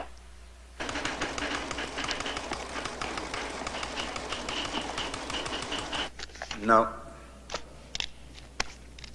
Never, never, never. Then we will do it alone. Am I to take you seriously? Am I to believe that you are mad enough to cross the canal, take on the Israelis without our support? No, no, not even you are that foolish. He still underestimates the Egyptian people. You are in no danger from the Israelis. We will protect you from them. You? Protect us from them? No, no, no, no. It is they who will need protection. To you, our country is just a part of a chessboard. What does it matter to you that you lied to me? We are going to drive the Israelis from the Sinai. It is our land, it is our birthright. We are not children who can survive only from your paternal charity. We understand your passion. We sympathize with it. And when the time comes that it is appropriate for the liberation of the Sinai, we will inform you of it. Then you had better do it through a third party. Because you and your troops and your diplomats have 72 hours to leave my country. And you can all go to the hell that you Marxists do not believe in. And no wonder.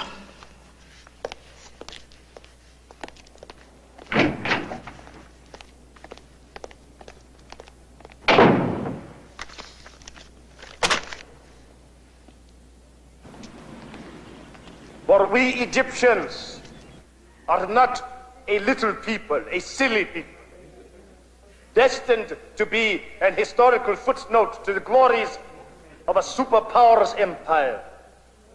The British have learned this. The Americans, too, in their time, have learned that no one can be Egypt's master save the Egyptian people themselves. And my people, hear me. We shall be masters in our own house.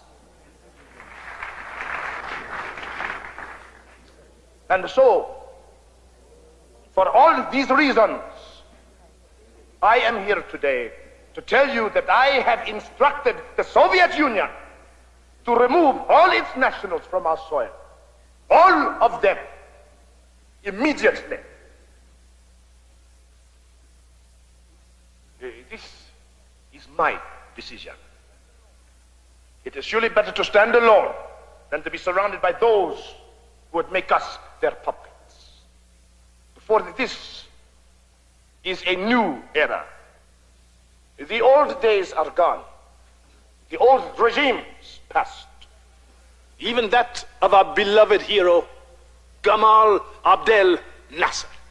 We must cherish his good works, but we must stop ignoring his many, many excesses.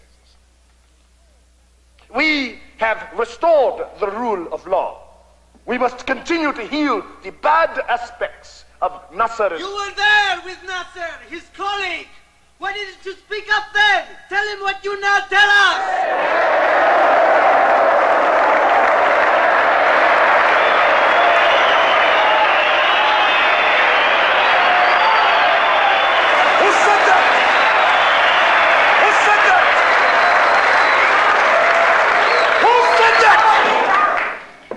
Who said it? Speak up!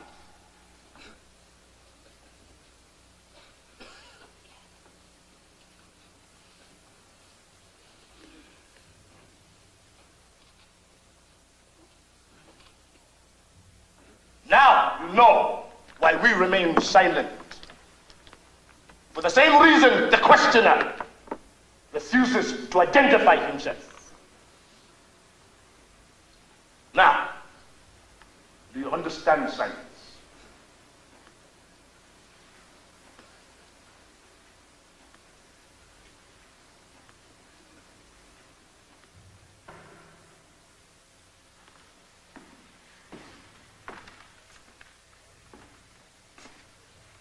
Now, before this year is out, we will have recrossed the Suez without the Soviets. We will have driven the Zionist usurper from our land, no matter what the cost he will be, for we are Egyptians before we are Arabs. It is up to us, the largest, the most important of the Arab nations, to lead the way, no matter what the cost in blood, no matter who will die. This is our crusade. We will lead the struggle to liberate our land through the destruction of those who have no place in the Arab world. Allah will follow our warriors.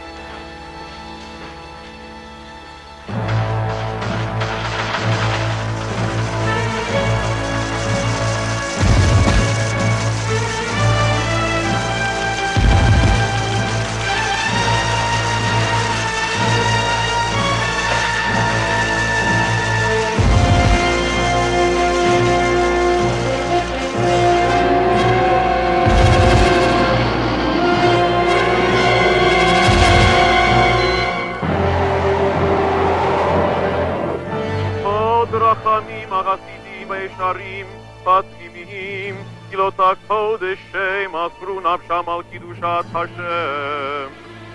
For Ravinu Malkeinu, remember our Father, our King, on this most holy of holy days. This is Captain Sadat. 4 minutes to target, 4 minutes. Our brothers and sisters who have passed on from this existence since last Yom Kippur, Lord, be gracious unto them and grant them perfect rest beneath the shelter of thy wings. Na lakum nitalel kadish. Yitzadal v'yitzadash shmei rabah v'yalmad yiprach yimtei yamim malchutei v'chayechon yomechon v'chayedechol Beit Yisrael v'agalau v'man tarim v'imru. Amen. יהי שמי רבה מברך לעולם ולעולמי עלמיה. יתברך, ישתבח, יתפאר, יתחפה, יתהדר, יתהלל, יתהלל שמי לקדושה, בריחו. לעילה ולילה מן כל ברכתה ושירתה. Captain Sadat to squadron. We're approaching target. Arm your weapons. Begin Mattifin! Begin Mattifin! Here we go.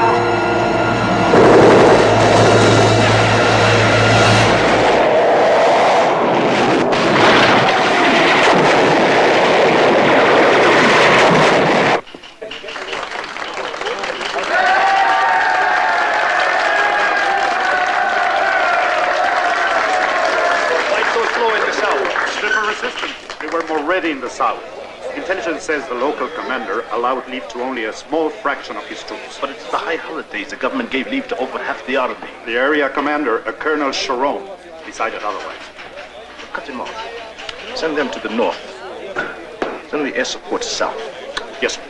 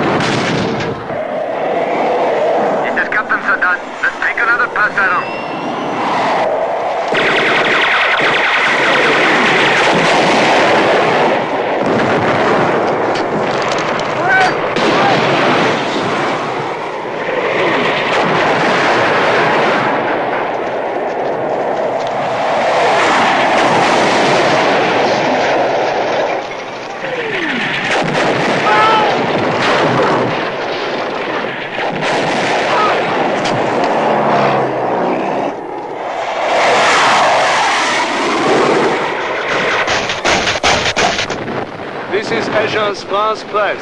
At the end of the first week of hostilities, it is now clear that the early advantage gained by the Egyptians by reason of surprise has been played out. The daring counter-crossing of Suez by the Israelis appears to have succeeded beyond wildest expectations. This Sharon could be our undoing. He's on our side of the canal. He's almost got a third army surrounded. You must release the victory statement before the tide of battle turns completely. While we can still bargain from a position of strength. Before this becomes another six-day war, I must seek a ceasefire. Or pray that our pilots can save the day.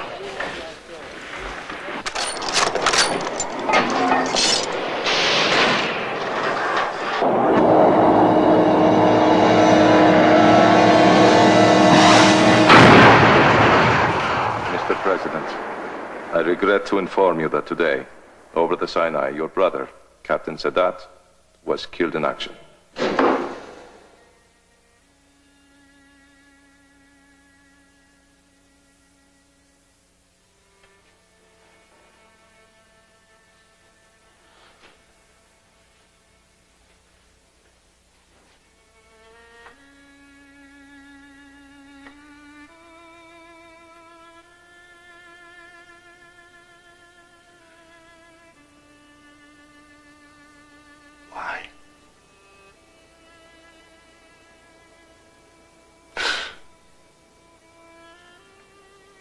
Why?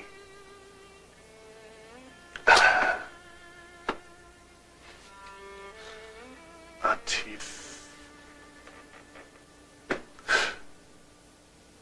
My brother. If I had only known. If I could just have seen.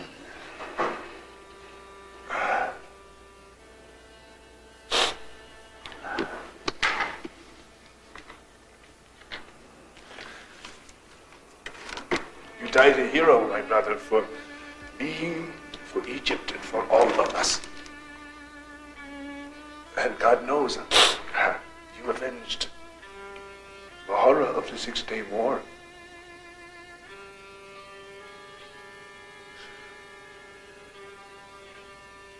But who is to avenge the horror of your blood? Why must these vendettas go on and on, these killings go back and forth?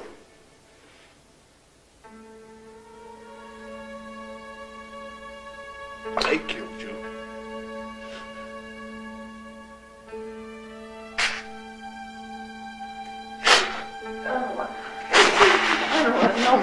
No more.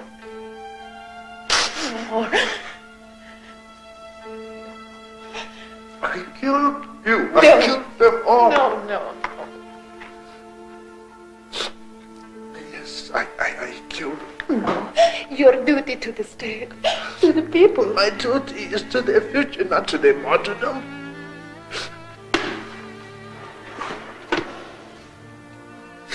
I swear, my brother, if there is a way to stop the killing, I will find it. If there's a path, I will lead the way. Allah!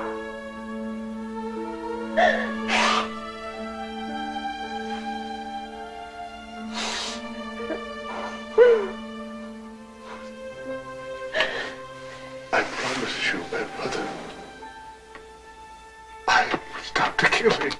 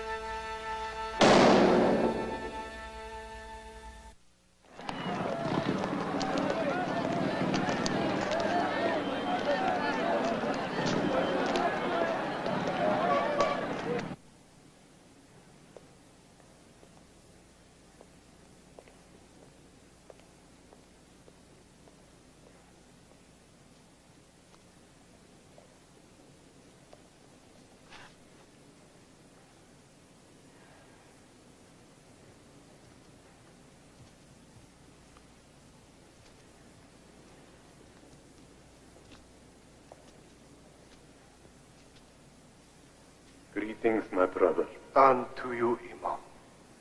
I bring you the expression of piety and devotion from my master. And for our part, we charge you to assure Muhammad Gaddafi that we have complete faith in his devotion to Islam. To Islam and to the entire Arab world. My master Gaddafi wonders how we will expel the infidel from Jerusalem so long as Egypt denies its Arab bonds. Egypt denies nothing, yet its leader travels the world in search of his own dreams. Even now he goes to Romania, to Tehran, to plead for peace with the Shah. That which is spoken counts little. That which is done, that is what we value. Wise words, Imam. Yet we fear his words might lead to action. What then, we ask? Sadat is a grain of sand. Even at that, Imam, there is a danger if it is caught in one's eye. Then one merely removes it. Precisely. My master wishes to remove that grain of sand. Might you come here? Why tell us? Because my master would do nothing to offend the Muslim Brotherhood. You have said nothing offensive to me. Or to the Brotherhood.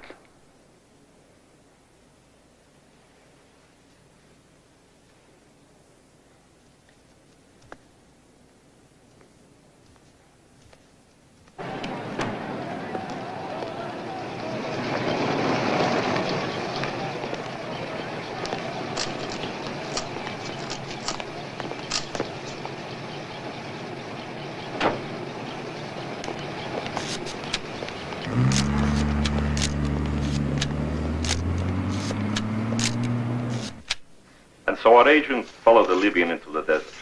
He stayed until nightfall, listening into the radio messages. There can be no doubt. They are Egyptians, but in Gaddafi's pay. They do Libya's bidding. Gaddafi wants Sadat's head on a silver platter. He is to be assassinated on the 23rd of July. July 23rd, the 25th anniversary of the revolution. Exactly. And that revolution was bloodless. So I ask you, how far have they come? I will tell you. Gaddafi is a caveman. But Sadat, Sadat might be something different. Do you have a way to reach him? Yes. Warn him with my compliments.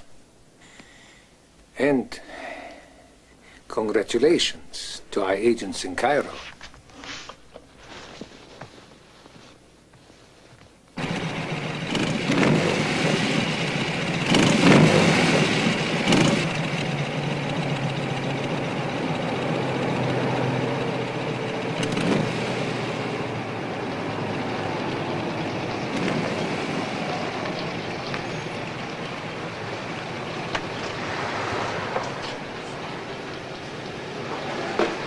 Overdoing the military a bit, aren't you?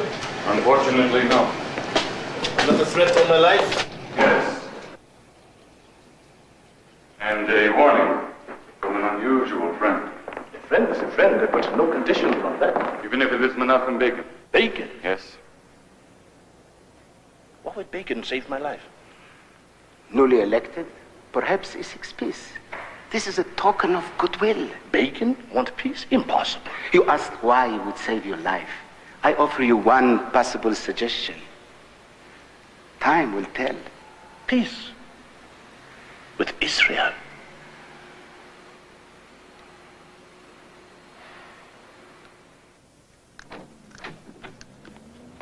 Mr. President. Yes. This letter from President Carter has just been delivered by a member of our embassy in Washington. And carried, not by diplomatic pouch? That's correct, sir. Thank you. Yes, sir.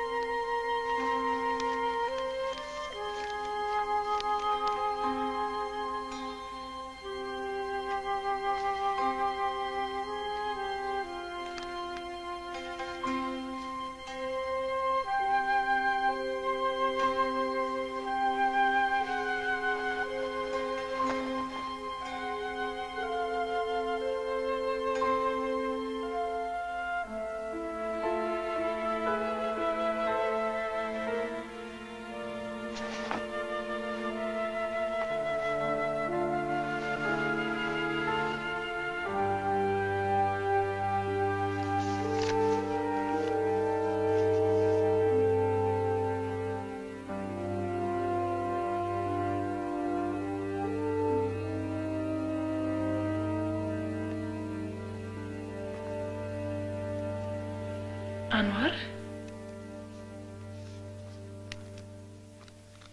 It's all right. I'm all right. Go back to sleep.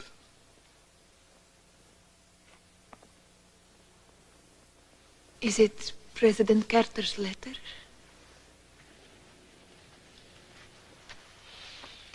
Yes. I keep reading it over and over. I remember our private meeting at the White House last spring, you remember? And how much I liked him. We talked about our families and where we grew up. We're both farmers, you know, very much alike. I trust him, Jihan. He truly seeks peace in this world. And no one really wants war, Anwar? Not so. Take Assad.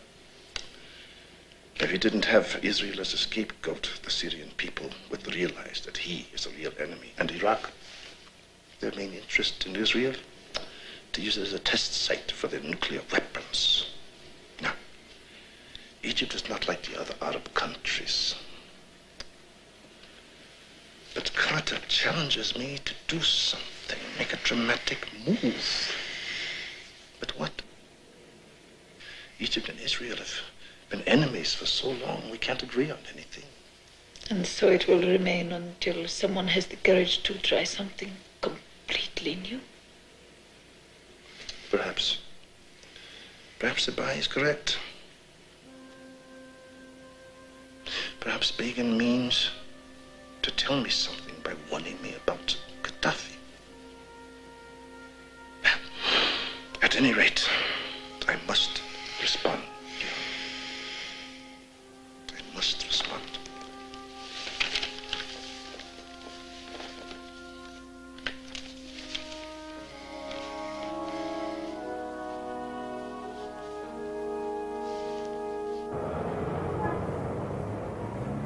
And so, I say, without reservation, let us go to Geneva.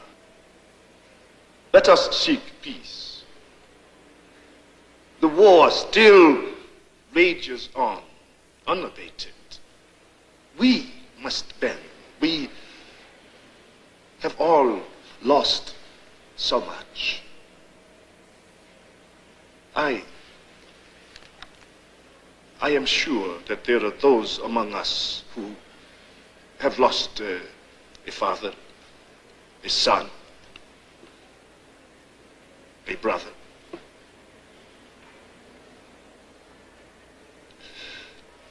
I would even go to Jerusalem if I thought that'd be welcome. If I thought that it would help. Yes, my friends and my countrymen, I would go to Jerusalem in search of peace. Mr. Begin, what about President Sadat's speech? If he means it, 'tis more than welcome. We wish him no harm. He knows that. What do you suppose he means by that? That you should have reason to believe he wishes you no harm. Can you imagine? Like actually going to Jerusalem? My name would be a curse throughout the entire Arab world. And to the rest of the world, you would be a saint. And in time to the Arabs as well, if it brought peace. Heaven knows the Egyptians would bless you for it. They pay for war in blood and treasure. The Saudis? The Saudis would fight Israel to the last Egyptian. Come, Sipai. The Saudis guarantee our national debt. Besides, there's probably no more than words. We'll never be able to pin Begin down. Perhaps not, but we are no longer alone. According to our New York consular office, the American news media have discovered us. There is an army of them applying for visas. They'll pin Begin down. They'll pin both sides down. No, I did not consult with other Arab leaders. I offered to visit Jerusalem is on the understanding that there are no preconditions and that I cannot speak for other Arab nations. Who said anything about conditions? I say we would welcome him. The only condition is that he actually come here. Action, not words. Mr. Begin wants action. I have acted in defiance of my Arab colleagues, but I cannot go where I am not invited. If he wants an invitation, I'll come and get him. I can get there under my own steam if I am wanted. And therefore, in the name of the people of Israel, I invite Anwar Sadat, President of Egypt, to come to Jerusalem. Of course I accept. And I suspect that this is the first visit by a head of state ever organized by television and news people. You and your colleagues have much to be proud of.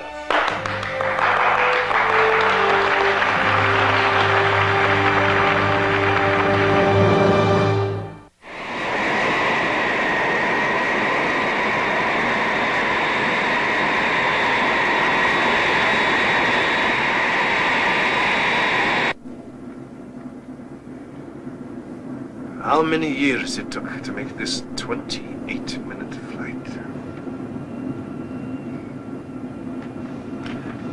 But as you always say, all things are possible. Yes. Provided there is one courageous enough to lead. This is only the beginning. Perhaps.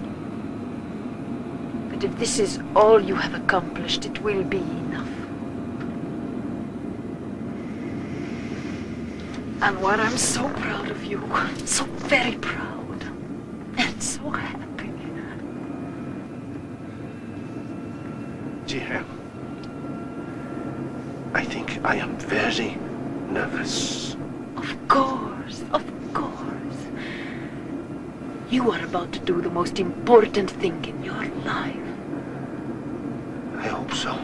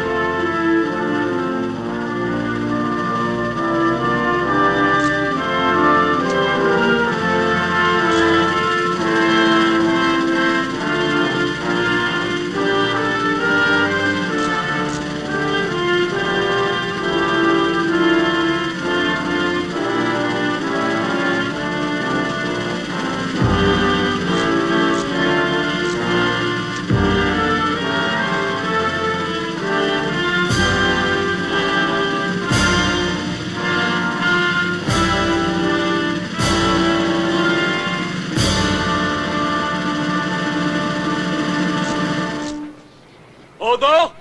Hunt!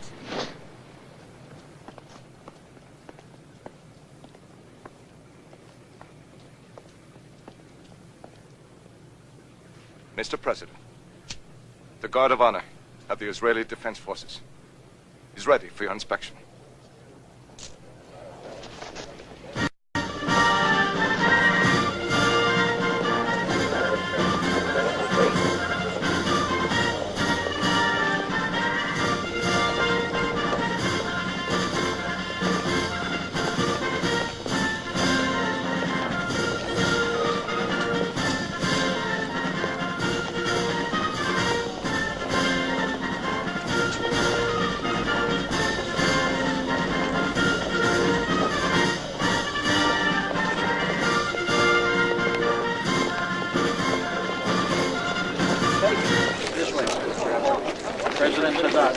General Sadat, I have been trying to catch up with you for years.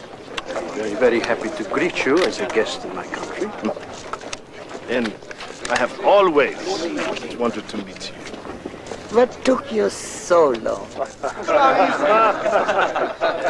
Hold it there, please, please. Ladies and gentlemen of the Knesset, the President of the Arab Republic of Egypt, Anwar Sadat.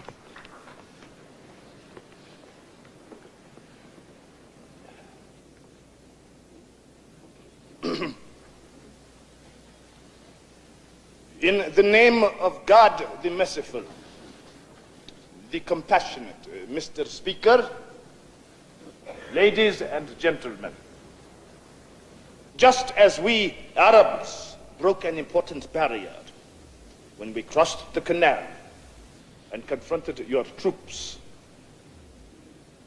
now I come to make a psychological crossing, because any life lost in war is the life of a human being, irrespective of whether it is an Arab or an Israeli.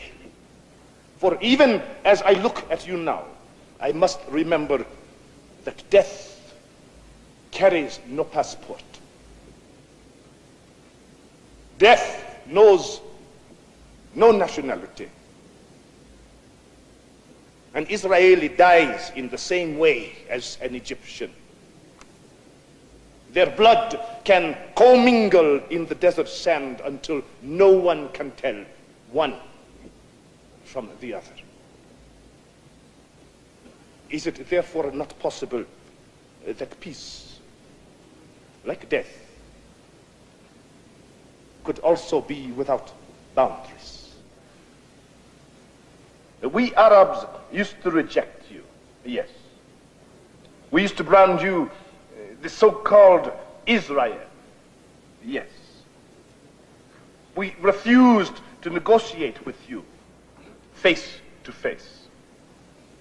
Yet today, I tell you, and I declare it to the whole world, that we accept to live with you in permanent peace and security based on justice. And that means, my friends, withdrawal from the Arab pot of Jerusalem and the recognition of the Palestinian people to establish a state on their land. It's the same old By coming propaganda. here, No matter is still here in this room. I have set aside all precedents and traditions known by warring countries. I await your commensurate response. I do not expect it immediately. I am here only to deliver a message. This I have done. May God be my witness.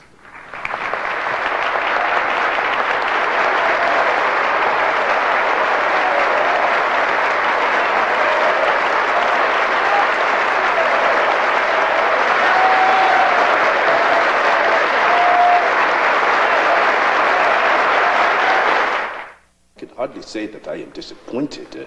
You see, Judith, we have been at war in this region for 30 years. It is mere months since I was in Jerusalem. My gesture will bear fruit, I have no doubt, but we must be patient. But how patient, Mr. President? Do you think the Arab nations will change their mind and support your peace initiative? In their heart of hearts, they know that Israel is here to stay. They will recognize her as a sovereign state. It is realism. I am sure there is a spirit of reconciliation in the Arab world. We are fed up with the killing, the blood. If there is a road to peace, the Arab nation will take it. Thank you, Mr. President. You're quite welcome. Would you mind signing this for me? I'd like to keep it for forever. I'm quite flattered. I'm glad you're there. A few minutes more and I would leave. Of course, you're going to Cyprus. Huh? If I catch my plane in time. These interviews of yours are getting longer and longer. Yeah. I'm a regular movie star. Newspapers, magazines, a celebrity. To all the wrong people. Be patient, Anwar. Hussein will move sooner or later. So will the Saudis. If you believe that, you deserve a vacation more than I imagined, my friend. I'm not that overtired, Anwar. I have faith. That's all. Find a neutral place to meet the Israelis. Hear what they have to say. I invited them to Cairo, and you heard what my colleagues called me. From Riyadh to Damascus, they screamed for my life. But no one's been killed in all this time. The blood has stopped. Think about it. Now, Cairo is not the right place to entertain begging.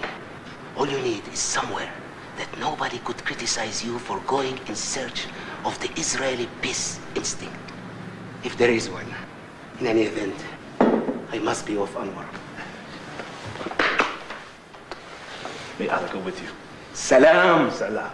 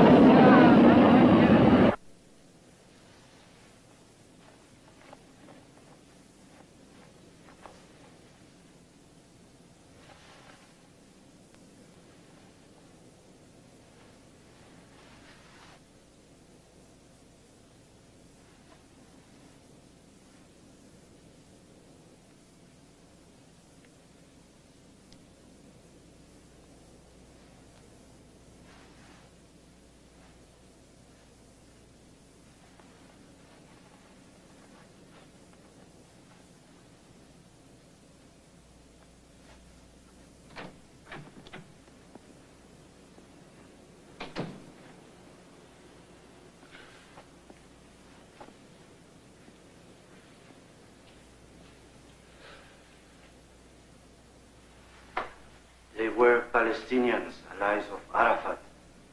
They telephoned a message to the embassy. Yusuf Sibai, the traitor, has been legally executed as a lover of Jews, a traitor to Islam and the Arab peoples. His death will be celebrated by all Arabs. Death to him. To his master, the so-called Anwar Sadat, we say, be warned, your death is close at hand.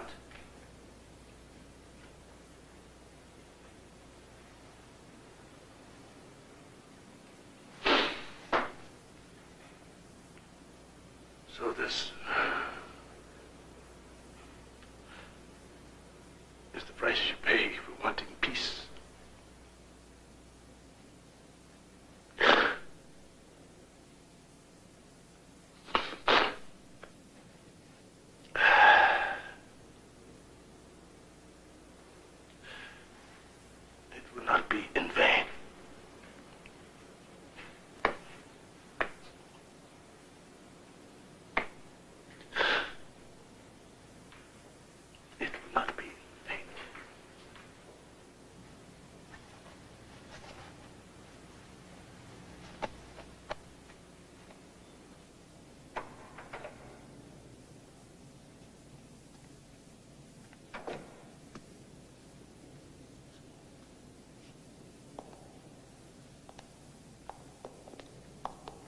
Anwar. I'm sorry. So sorry.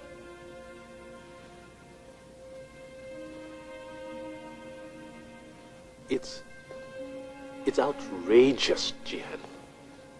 It's outrageous, the deaths. It will never stop unless I act.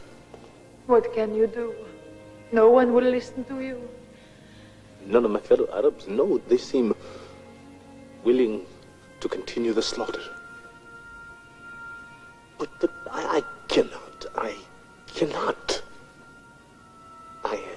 Perhaps it is the Egyptian in me. You're thinking of acting alone, aren't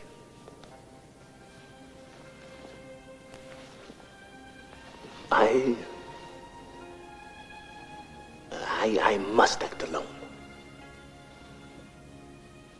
The death has got to stop. All my life has been nothing but intrigue, assassination, hate, death.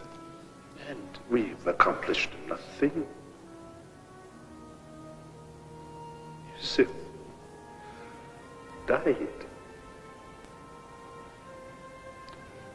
because of me. Because I chose to go to Jerusalem. Because deep down inside, I think that Begin wants peace as much as I do. We both share the same violent youth, and I think perhaps we both yearn for comfort in our old age. And we both know that the Israeli people, they anguish in their hope for peace. But they fear us. We have promised them genocide. They fear we cannot be trusted. And I know exactly how to get Begin at the bargaining table where he can feel safe enough to chance peace. I know.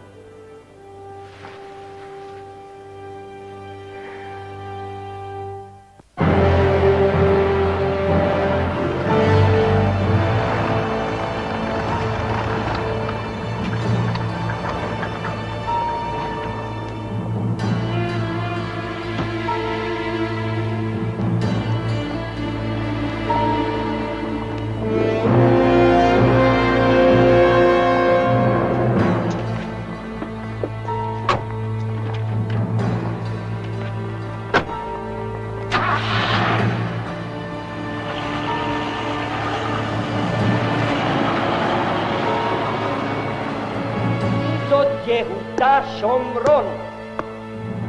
מי הם חזרים שעלולים לקרוא לה הגדה המערבית?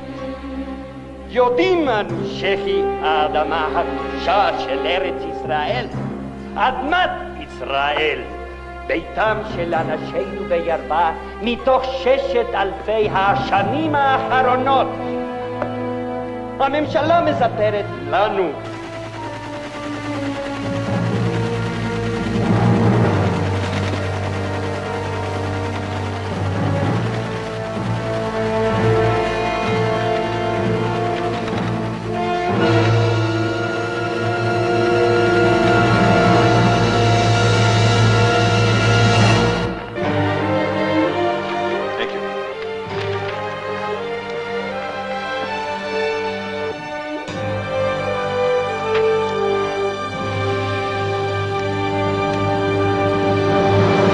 President Carter says it has been made clear that someone had to respond to the logjam in the peace process. The United States will provide a neutral arena for any person or nation who wishes to participate. Further, we are told there will be no press people, nor media persons. All will be in complete security.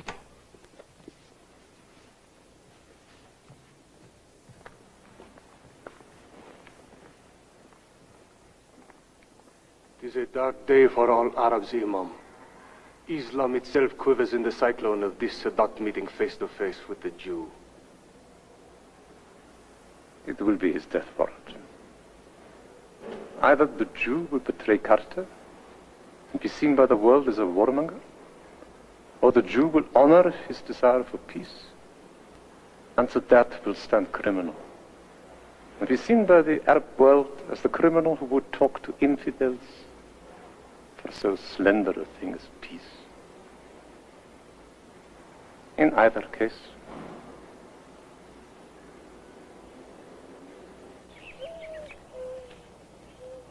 Never, never, never. I can't just leave Sinai. The Sinai wells are the only source of oil Israel has. No Arab will sell us oil. We must keep the wells. He must leave Sinai. In return, he can have peace. We've heard that before, only to be betrayed. There will be no betrayal this time. I came to Jerusalem to prove that this time would be different.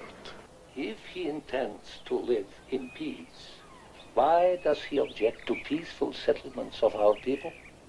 Because the Sinai is Egyptian. Now he must trust me. No new settlements, and the existing ones must be dismantled.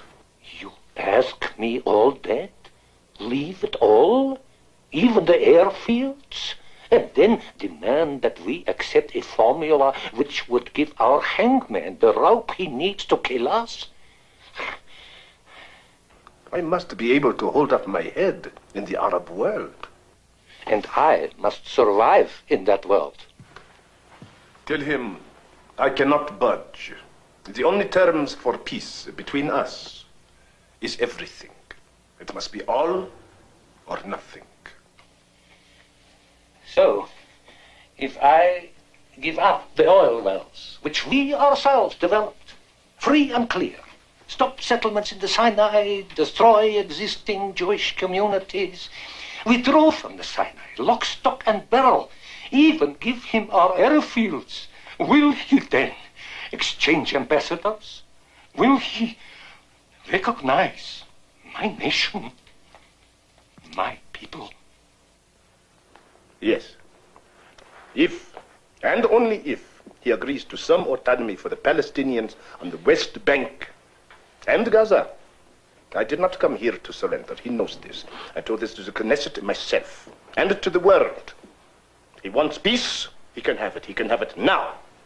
Only if he agrees with the terms and conditions. For only the promise of peace, I must give up everything.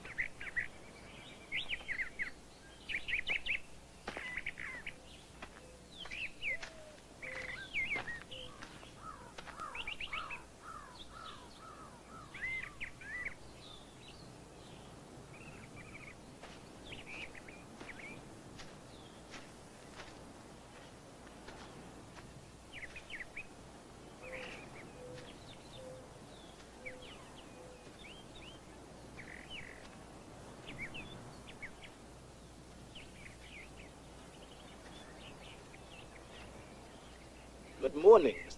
Oh, good morning. Beautiful, isn't it? Yes. So green, America. Yes. At least on that we can agree. Huh? Oh, no, there must be more. If we didn't both believe that, then neither of us would have come here. Necessarily. What about political gain? Oh, it will do wonders for your political status. And I certainly will not be a hero if I start to capitulate to those who've been pledged to our destruction from the very beginning. You make it sound like we can't win on anything. It's a possibility. My friend, please, if you were me, would you trust Sadat? Would you ignore all the blood that was spilled from the very day that you became a nation? Would you just give up your protection to this Sadat? You tell me, what would you expect? To believe that this Sadat has changed his spots, is really a man of peace? Well, I would look into the eyes of this Sadat, my friend, and I would see fatigue, ghosts, the ghosts of Sadat's brother, his cousins, the many thousands of young bodies wasted, the ones who did not have a chance to rebuild a nation because they were killed trying to protect it. I would see the Sadat as a different sort of fellow. Not the patriot fellow from the village? Oh, that's Sadat. The one who dreamed of martyrdom at the hands of the British? No.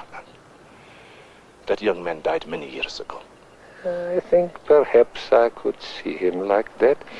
But even more, if this Sadat makes a bargain for peace, will he survive? Are there not those who will kill him for making such a bargain? No doubt. Yet if such a bargain were kept, if those who would bargain with Sadat keep their words, then there would be peace, true peace. Peace that would not need a Sadat to survive. That truly outlast all of us. Now, this Begin fellow, is he the sort of fellow who could keep any kind of bargain at all? He wouldn't have any choice, would he? He would have surrendered all his bargaining chips. So, now we have come down to it, whether these two chaps can trust one another. This is what it comes down to. Us. What we are willing to risk on one another. Of course, on the surface it may appear that we will have regained all we have lost, but you will have gained peace for your people.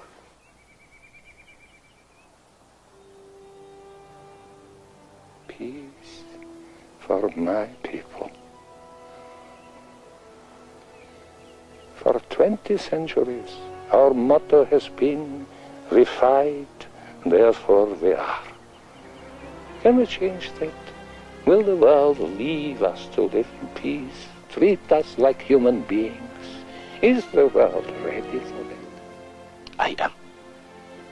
It's a place to start. If you dare. We both must dare.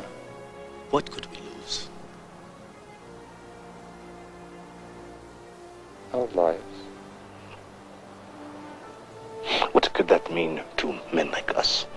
Two old reformed terrorists. It is time for us to forget the things that we live for, Nachim. And stand up for those things that we're willing to die for.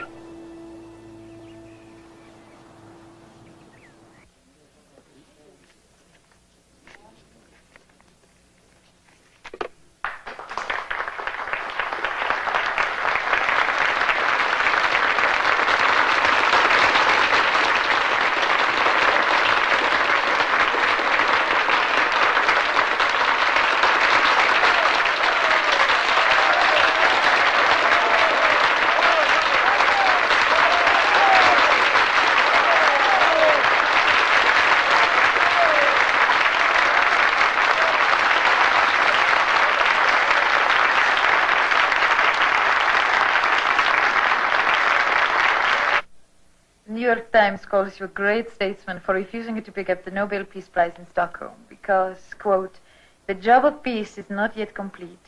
We cannot receive praise for a work still in progress, unquote. On the other hand, there's an interview with Assad.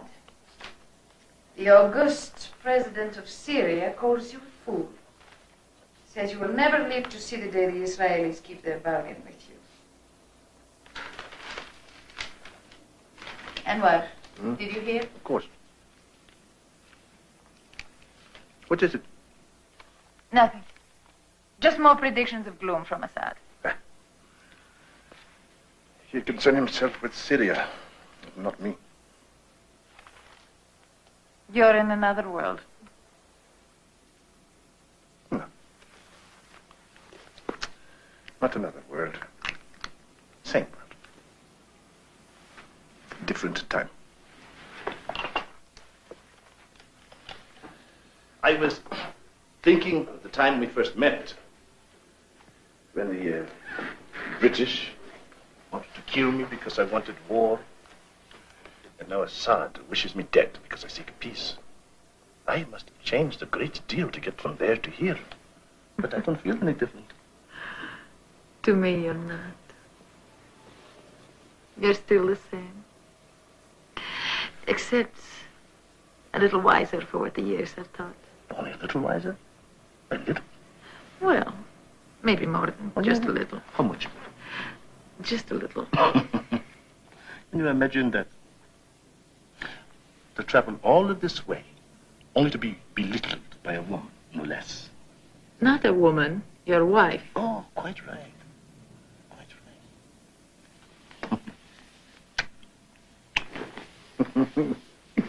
Oh.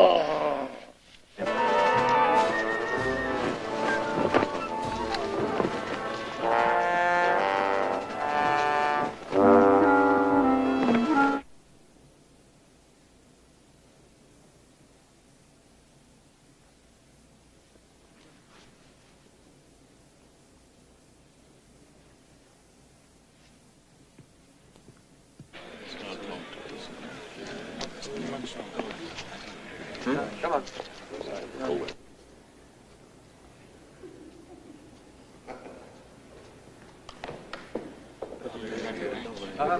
Over this way.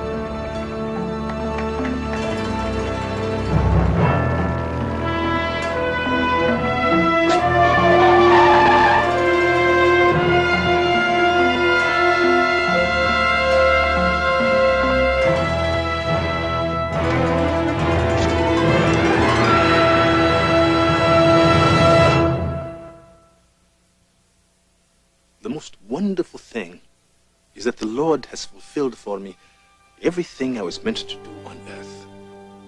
I can now, with all confidence and peace of mind, and everything that makes life beautiful and wonderful, see my end. I have asked the Lord to make my end as fulfilling as He has made my life.